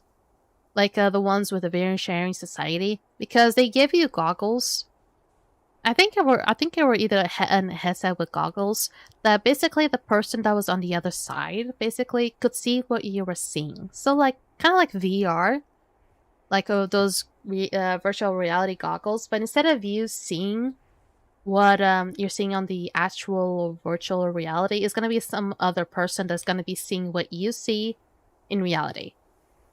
So you're still going to be seeing whatever is around you, but you're going to have someone else that is like connected to those goggles watching what you see.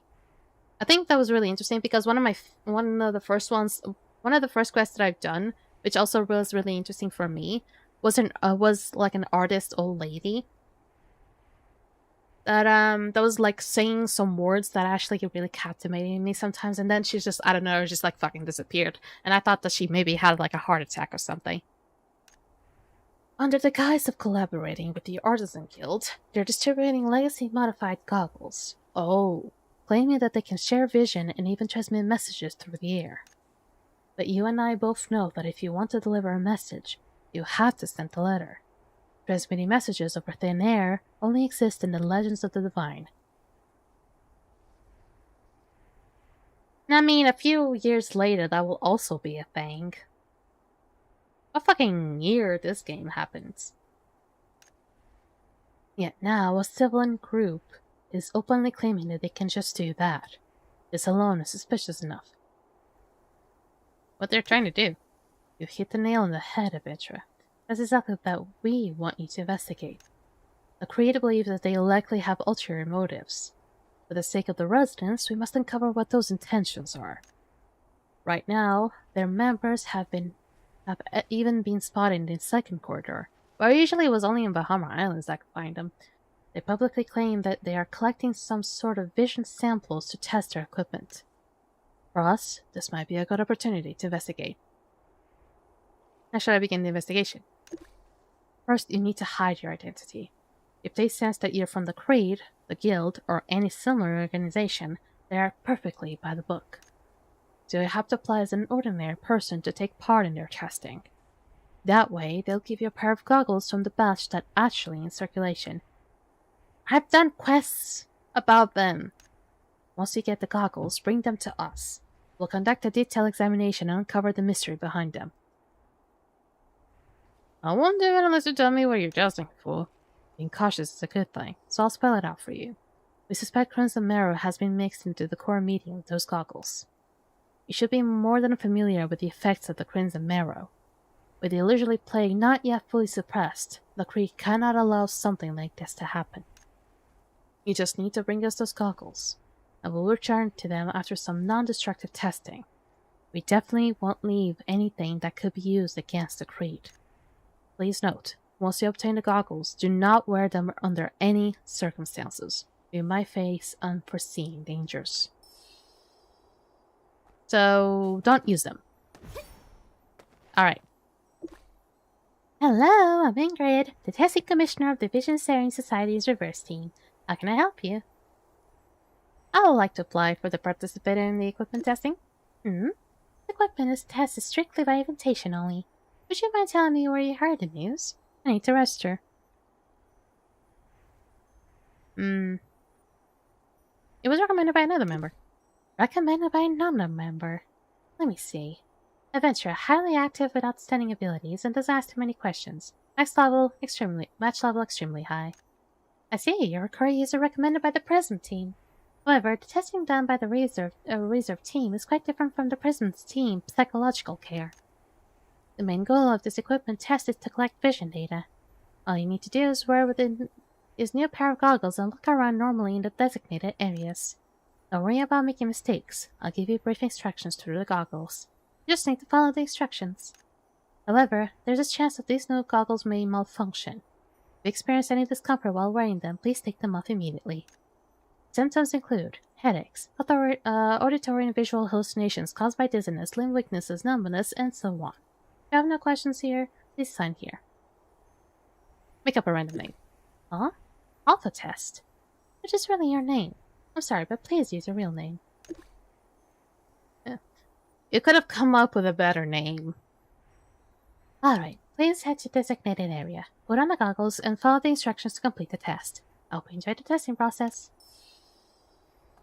And then just go. These goggles are so mysterious. Even though Jester warned me to not put them on yet, should I just give it a try? Nope. Yeah, I better not try them on. I'll be a hassle if something goes wrong. Just take them back to Jura just to examine it first. I will abide by my word. Adventurer, you're back. How did it go with the goggles? Did you manage to get a sample? Here they go. Great work. The fact that you managed to get a sample through their public channels proves your cover was perfectly suited for this. Next, I just need to run a very simple initial screening to confirm whether it uses the crimson marrow or not. Let's wait and see. Mister took a narrow neck of vial and slowly passed it by his glasses. Whether the vial approached the slender part of the right frame, the crystalline size suddenly lit up and stopped. I knew it. You say this, adventurer. All I see is a crystal lighting up. Exactly. The crystal in this bottle is refined from a special type of rock thistle. This type of rock thistle shares a symbiotic relationship with the illusory blooms and is extremely sensitive to xeno-engram mediums, especially crimson marrow. The fact that it lit up right here indicates that there's a very likely a xeno-engram medium hidden inside. I strongly suspect it's crimson marrow in there. This is a good start. Adventurer, what kind of testing did the member ask you to do? You asked me to just walk around in the designated area. Excellent. Let's not alert them just yet. After all, this very sharing society has countless hidden strings pulling from behind. We'll proceed with the test. Once it's activated, we'll just use this crystal to uncover the truth behind the goggles. I thought I had the goggles with me for a second. Where the fuck do I need to go? Holy shit, that's a far place to be. God damn. You can see me kind of slowing down a little bit. But it's because my voice cannot really hold on for too long, just like saying these things, so sometimes I may stop and just like talk it out a little bit, but other times I'm just gonna be narrating the quests. Because I am not one that skips quests, honestly. Killing these fucking bastards again. Honestly, whatever serves, really. These ones are going to go down very quickly. Oh, you guys are here. What's up, dudes? Oh, wait. And I skipped it. Fucking hell. I had to skip it because I was still being attacked. Oh. So hot in here. Alright. That being great. Thank you for your hard work. Are you satisfied with the experience using the new goggles? Exactly, it's inside the goggles. Hmm? Are you asking about this pair of goggles? It was co-developed by the Australian Artisan Guild and us, designated to let all citizens experience the joy of technology. The records show that you completed it perfectly. Please keep this confidential as per the terms and way to product launch. Also, you don't need to remember what you saw. We will remember. That's creepy. Oh, that's incredibly fucking creepy. The dangerous trade. A girl has appeared in Blue Spine Lizard's territory and he seems to be conducting a mysterious trade with it. Suspicious. Oh, there. Wait, isn't that where the basilisk is? Probably very close to the basilisk. Whew. So sweaty here. I didn't think I was gonna be taking very little time to be explaining about the boss, honestly. But I might have rushed a few things. And now that I'm considering, maybe I'm still like missing something. Possibly. Yoink. Up. It. Oh, hi. Wake up. Poke, poke. I moved the girl to a safe corner. It wasn't long before she woke up from her cautious state, seemingly without any serious injuries. Hey, you okay? Oh. It looked like the same girl from before. What was her name again? I'm so dizzy. Looks like I hit my head. Who are you? You passed out. I saved you. Oh. You'll be rewarded for your kindness. Why did you faint here? My memory is actually pretty fuzzy. The last thing I remember is being on that thing's back. It started thrashing its tail around like crazy. The basilisk? I must have been thrown off and hit my head. On its back. Shh. Shh. That was supposed to be a secret. But since you saved my life, I'll let you on it. I'm Lorraine, and I'm from the Underground District. I collect crystals from this giant lizard and sell them for a high price. Sometimes I sell them to the pharmacists from the desert, and sometimes to the folks of the Underground District. The Underground District? My god, that's like Season 1 stuff. Resources are scarce in the Highlands, making it hard to make a living with other trades. This is actually a pretty good gig. This seems incredibly risky. A little. I have a trick to make it cooperate. It's right here. Huh? Where's my backpack? Oh no, it must have been thrown off when I fell. Adventurer, could you help me find my backpack? It should be near the giant lizard's territory. The stuff inside is really important. Also, please try not to provoke the blue spine lizard. If you go now, the lizards probably won't attack you. The blue spine lizard? Like the elite? Not the basilisk, honestly, girl, I thought bigger of you. I'll explain everything in detail when you get back. Please. I'm concerned about you. Incredibly concerned about you. God damn it. Hello? Where are you? I have to look around for the damn— oh, there you are. Got it! Don't say bulging like that, god damn. Yes, this is the backpack. Roland practically opens her backpack to check, relaxing only to see its contents. Thank goodness, all the gathered crystals are intact. I don't want to make another trip back here anytime soon. Adventurer, remember the trick I mentioned earlier? Here it is. Lorraine pulls a bag of unidentified powder from the side pocket in her backpack. Is that crack cocaine? This powder is grounded from rock thistle and other cliff-type plants. What's with rock thistle in literally everything now? I have to keep the exact recipe a secret. This is an anesthetic I created after consulting a reclusive healer. It's several times more effective than regular medicine, and it even has hallucinogenic and healing properties. Most importantly, it's an anesthetic specifically designed for lizards. If you're interested, you can try it yourself. Just mix it in with some bait and sprinkle it on the plant leaves. The lizards will come and eat it. But I've already used it on them not too long ago, so this time they might just pass out immediately. I'm incredibly concerned about you. What do you mean you're using crack cocaine for lizards? On the plant leaves? These plant leaves?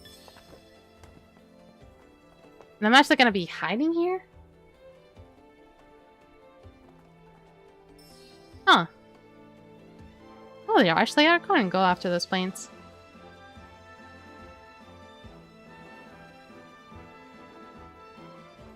And he's eepy now.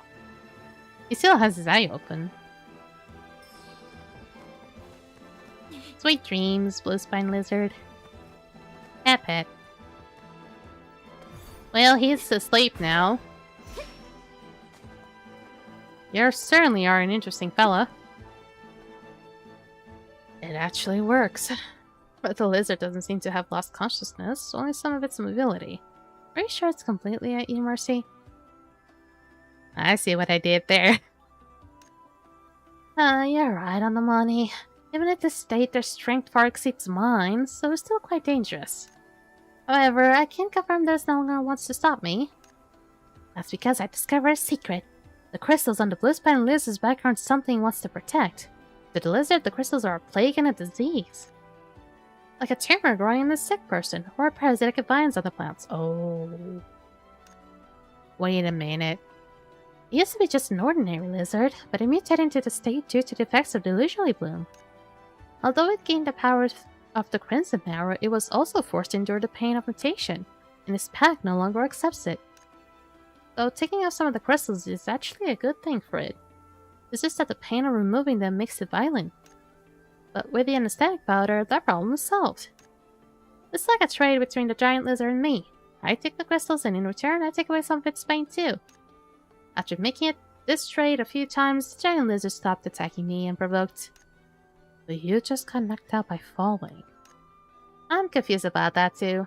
I guess it's because the power of the illusory bloom has grown stronger recently, and its effects on the highland creatures have intensified. Looks like I'll have to tweak the anesthetic recipe again. Even though I have a living off these crystals, it hurts to think that these animals were just living ordinary lives in the highlands in the past. They didn't have to suffer like this, and without the influence of the illusory plague, they could have never attacked people unprovoked. It really leaves a bad taste in my mouth. At least you were helping it. Thank you, adventurer. I can move on my own now. Must encounter these mutated creatures often as well. Please don't blame them for the unprovoked attacks. Consider it a small request from me. Here, take this reward. We'll meet again sometime.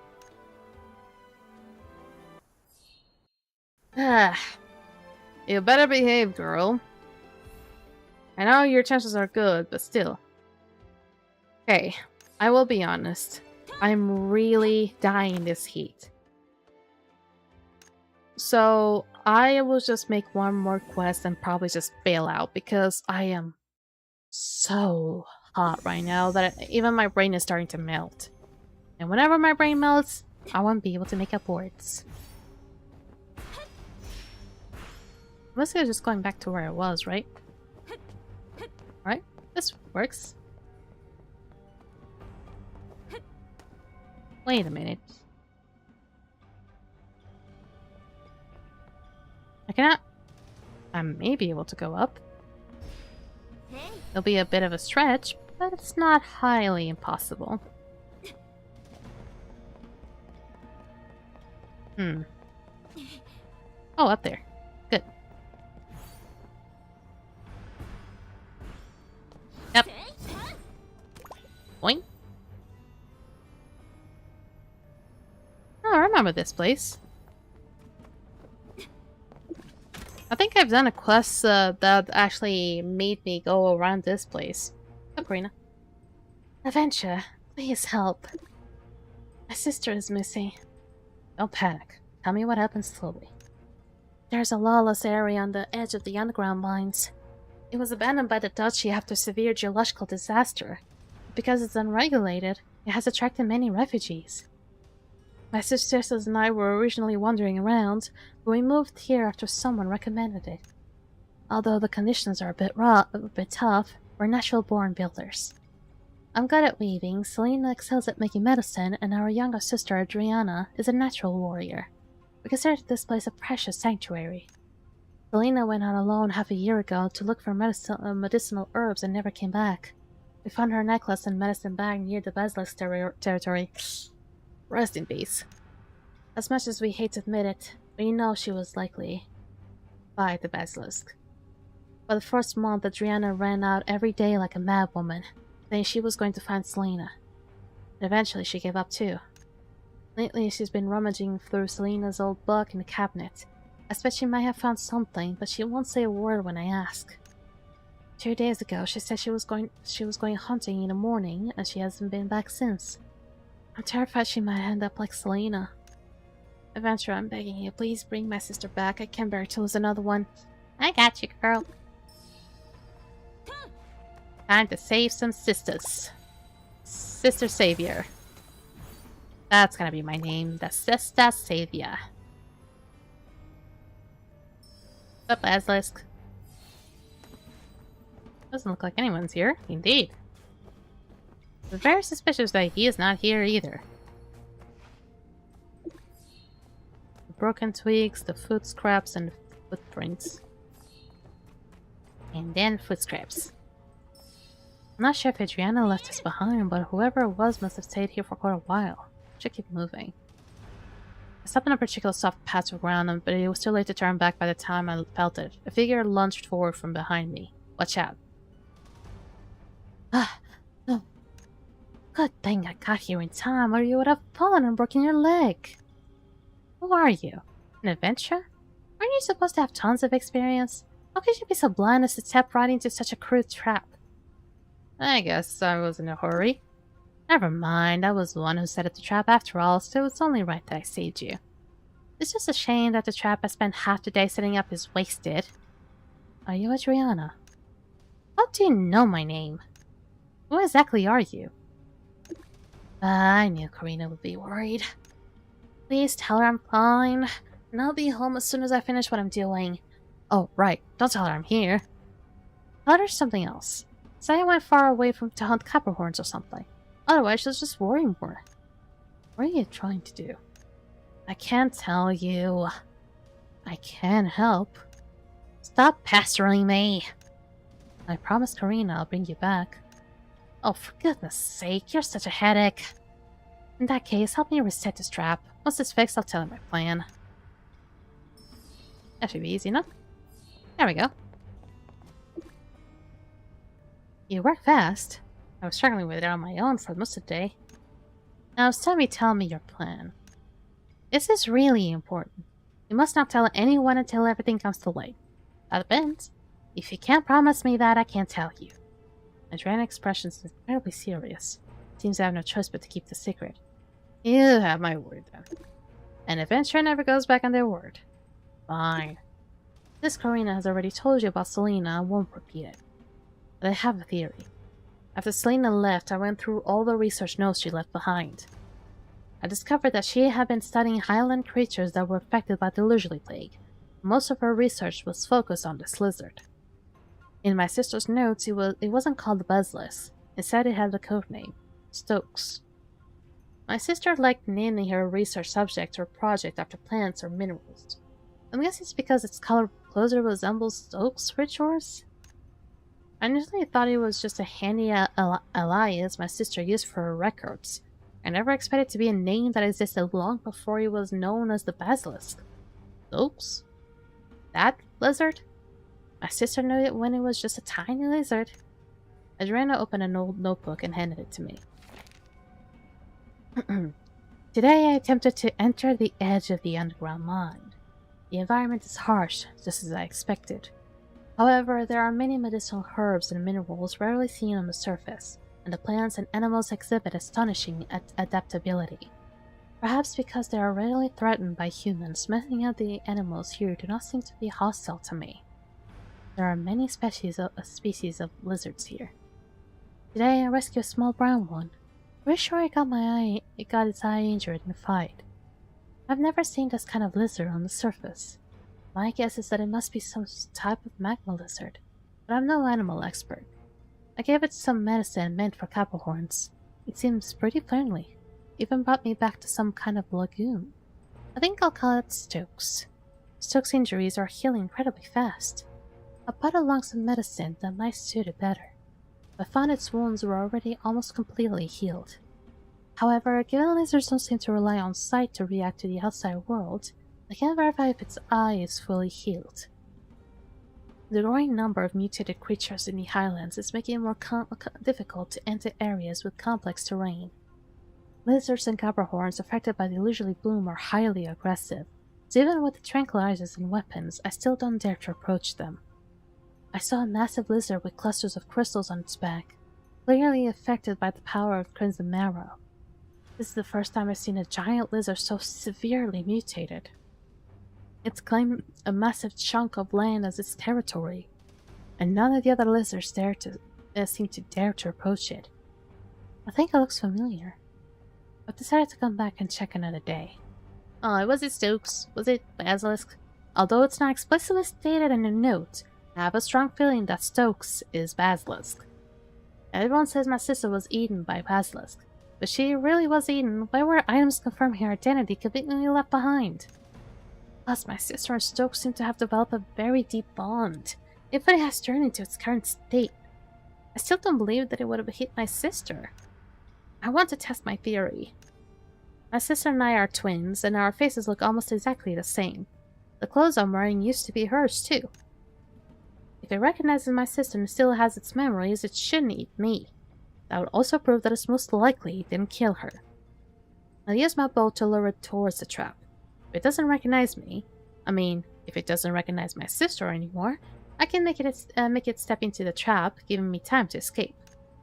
Adventure, since you're here, please act as my final safeguard. If the plan goes off, my life is in your hands.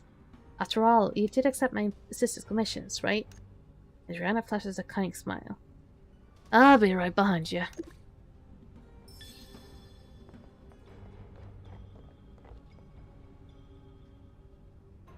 Ah, I can sit. I wish I could sit.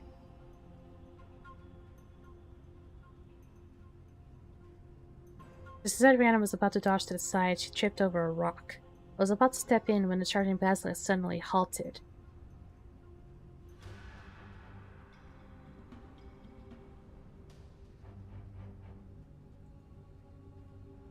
Adriana stands up as she holds onto the lizard's rigid jaw. She gently strokes its skin, which has grown exceptionally prickly due to the marrow's power. Basilisk stares at her for a moment, as though it's confirming that she's safe. Then it slowly turns around and heads back to the center of its territory. You! So that confirms the theory. Adventure, it recognized me. I'm sure of it. Or rather, it recognized my sister. But it was still on high alert, and it had a desire to attack, which was why it immediately walked away from me. The illusory plague on the highlands had been much worse lately. If it managed to control itself from hardly even me when even in this state, how could it possibly hurt my sister? Your theory might be right. I have a strong feeling that my sister's definitely still alive. Something else must have happened behind the scenes. In the past, my sister has been approached by many people due to her exceptional medical skills. Perhaps someone set their sights on a profitable recipe she had, or maybe she discovered a secret while investigating the mutations of highland creatures. As long as there's a chance, I won't give up. Marina wouldn't give up either. Thank you for your help, Adventure. Here's your reward. I'll make my way back home to Karina safely, so you won't need to make another trip. Thank you. I hope that next time we meet, Selena will already be back with us. Ah, thank you for the follow, Hinto. Welcome, streamer. Hope you're having a lovely day. I wouldn't really call myself a new content creator for Blue Protocol. But I do stream this game every Monday. Because honestly, this is just going to be a continuation of a MMO that I played before. And it has like a lot of similarities to it. And I've been trying to understand some things here and there about the game. The game do be as boring. I understand that a lot of people might feel that it's boring. I kind of end up like blaming on people just rushing content far too fast. And some people are just gonna be like, oh my god, why do I even play this? I don't want to play this anymore, but they still play it because of the sensitivity and because of how sometimes it can be quite addicting. I've been there on other games before. So, me. And not you. A lot of people will feel like that. I myself don't feel like wanting to stop playing the game. Even though, yes, there's gonna be some things that are boring, but because I'm still in the learning process. Whenever it comes to me learning everything that the game has to offer, I'm still learning. And people around me are always nice to teach me about what the game has to offer, like what things I did wrong, or recommending me things based on what I do, since I'm a marksman, or of the falconry spec, what I should be doing, and if I want to get a second class, what I should be doing, or the precautions that I have to take. I can't try to help, I just don't know how I can help with. I would really appreciate, but I don't have a particular problem right now. I mean, if you were to be like a constant viewer and stuff like that, maybe a question might pop up and you might be able to answer me that. But I don't think I mean, there is one that's popping up in my head right now, but probably won't be able to answer about that either, because it has something to do with the new raid. Only played some tank and DPS. Well, if you're focused on tank, that would be really nice, because I do want to play Shield Knight after I'm done getting the best gear for my marksman. You haven't done a new raid yet. Well, I might do the new raid sometime at the end of the week. And even though I did like talk about what the raid is going to be about, in a sense, there's like that one part. I'm gonna have to teleport there, sadly. You cannot just like see it easily. Not Stray Starways, not someone else. Wait, I have a story? Ah, screw that. Already left the Basilisk's territory. I thought I was done with it already. So there's that one thing. I mean, you're probably not going to be able to give an opinion in regards to it. But it's just because I'm a bit stupid. There's one part of the raid, the new raid, that says something about like being the safe zones. Oh my god. No, not be the map. Oh god damn, it's stupid. Here. Also, by the way, highly creative names here. Literally the same three names and then just change the fourth. This feels like a fucking Pokemon evolution. There we go. I think it was this one right here. Doesn't it look like a fucking Pokemon evolution? Am I wrong to see that? That's the PP devs for you. Weird, because, I mean, they came up with better names in Season 1 and Season 2. And now suddenly, Season 3 just made up like a Pokemon evolutions for the same character. Even though, honestly, calling a Dragon Bone on one of the dragons in Season 1 wasn't really hitting me the right way. So it says here, targeted adventures should lower the rectangular cannon damage to a safe point. I understand what they mean by that. If they're being targeted, they need to, like, take this. But they said to return to a safe point. What safe point do they mean? The middle? The lines? The safe areas? Because it then says return to the safe areas. Which would technically be this. What safe points do they mean? That's probably one of the bigger questions I had. Maybe one thing I possibly could ask about, since you are really more connected to tank, is how should I build a shield knight? On the shield?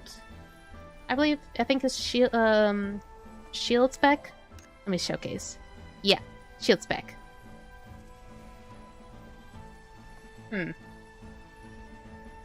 I don't know. I don't think it's the areas that are not highlighted. I am on shield spec. It says that haste and mastery are recommended.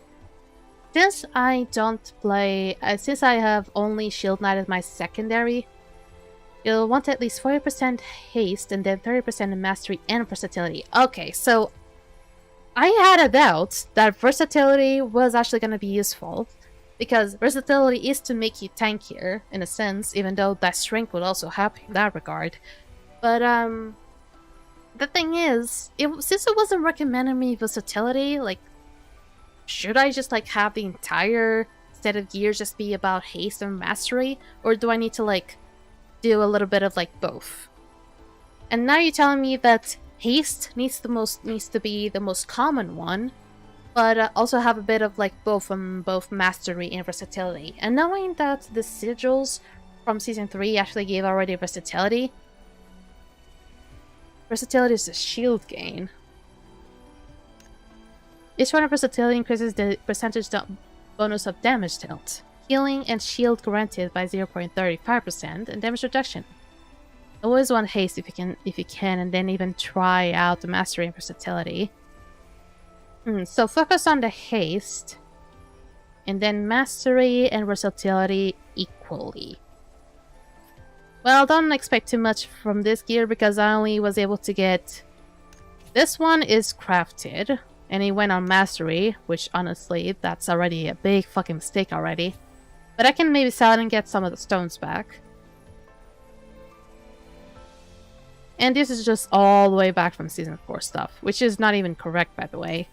Just like a bunch of... Actually, this one's not bad.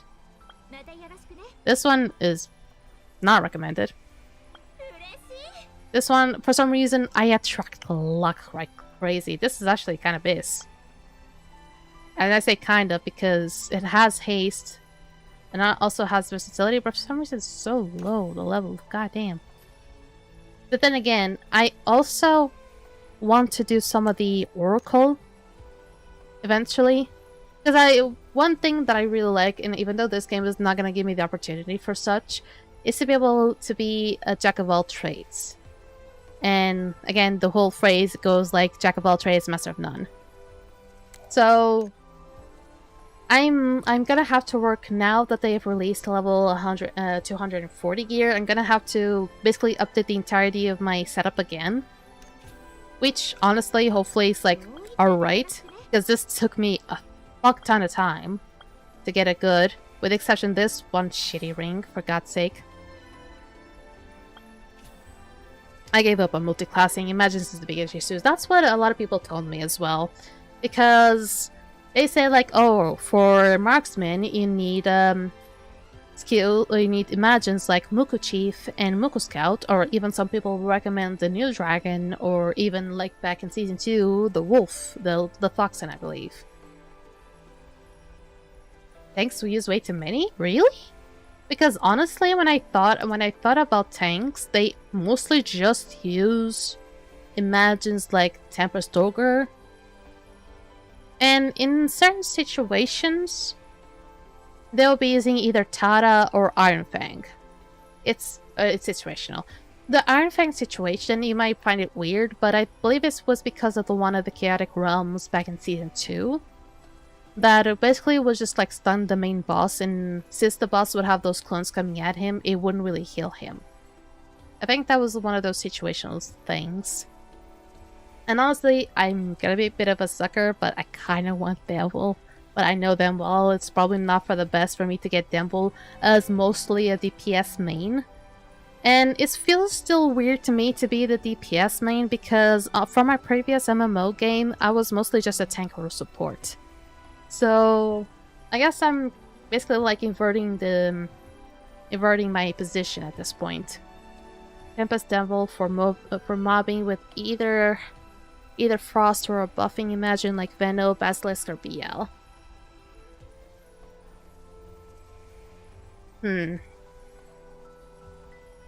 We can also use Tina and Rona. Oh, I have both an Imagine of Tina and Rona, but I still have to craft them. I think a lot of people end up using like Tempest Ogre and Tina. I've heard that a lot of people are going crazy for people that have Tina 5. And I haven't really crafted Tina just yet, but maybe the good thing is I'm actually more tempted to actually build up a tank set for only one reason, for the raid. For the current boss raid. Because apparently, if you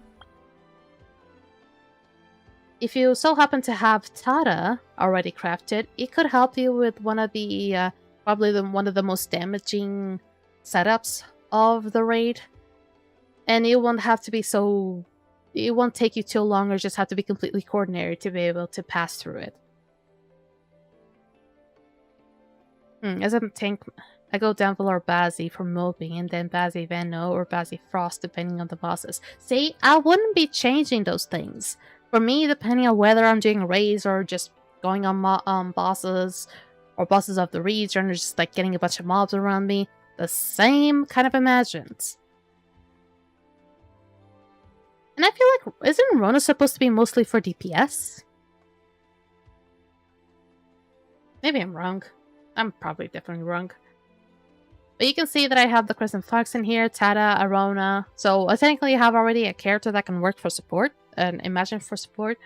And if I have Tina, I think I could either slap Tina with Tempest Ogre, or maybe Tada with Tempest Ogre, depending on the situations. And then for support, I would have Arona and Tina.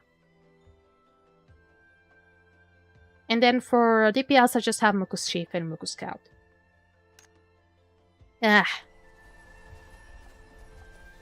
Bazzy Venno to boost damage, or just Bazzy Frost breaks to skip next. You want healers or tanks with Rona, so DPS can use the Imagines they need.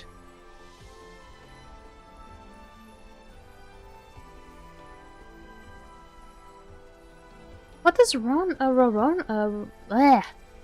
does? Oh, Rona, like Irona. Irona. I thought you were saying like Rorola. I was like, why do you need Rorola for?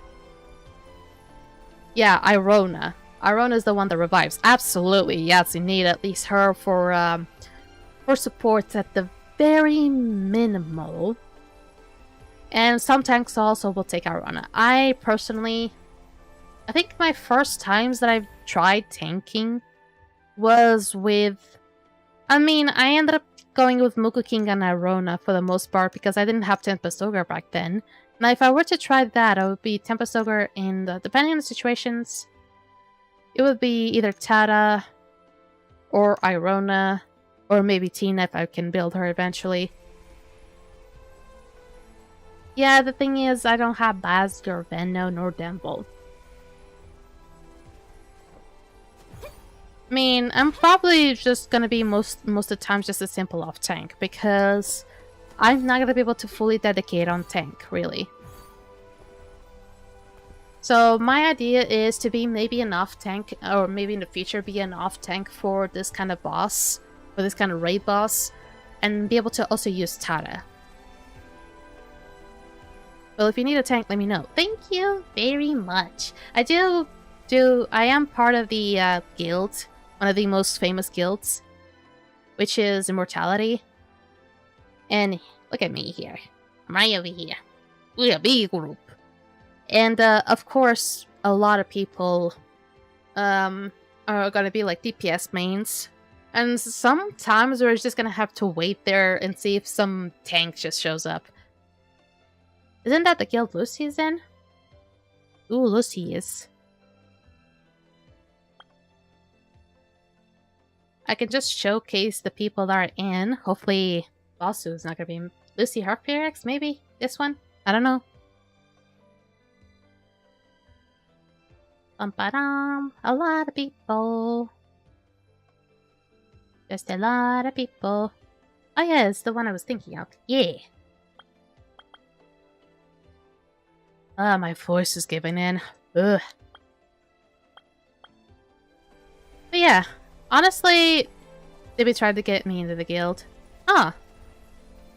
I mean, hopefully they're not been trying to push you or anything, but have you had your reason as to why? I'm honestly curious. I'm just curious. I mean, it is a big guild already. Nah, it's just the occasional invite. Okay, no pushing. I'm happy for that. I mean, I don't think they would even do that anyway.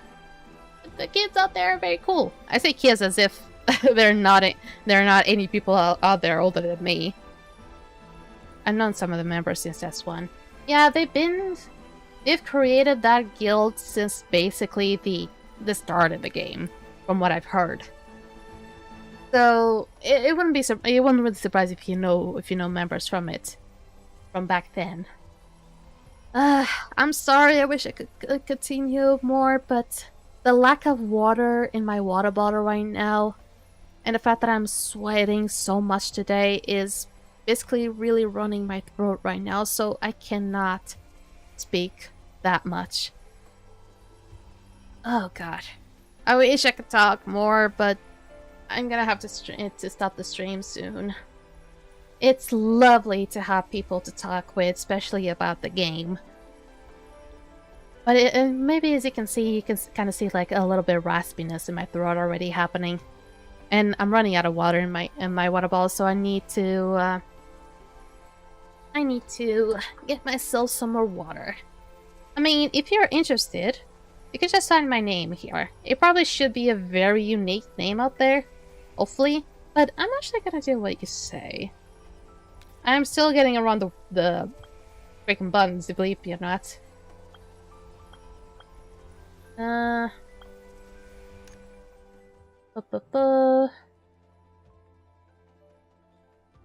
Supposedly something like this? Maybe it's just like this? Are you perhaps this? You indeed showcase how knightly you are. Also, cool ass title there. The one and only. Oh. Wait, is it mine or is it yours? Is it mine or is it yours?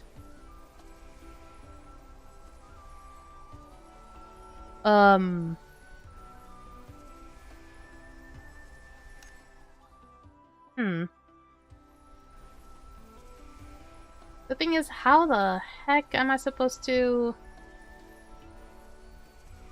change it? Huh. There's been a lot of people that just gave up on this game.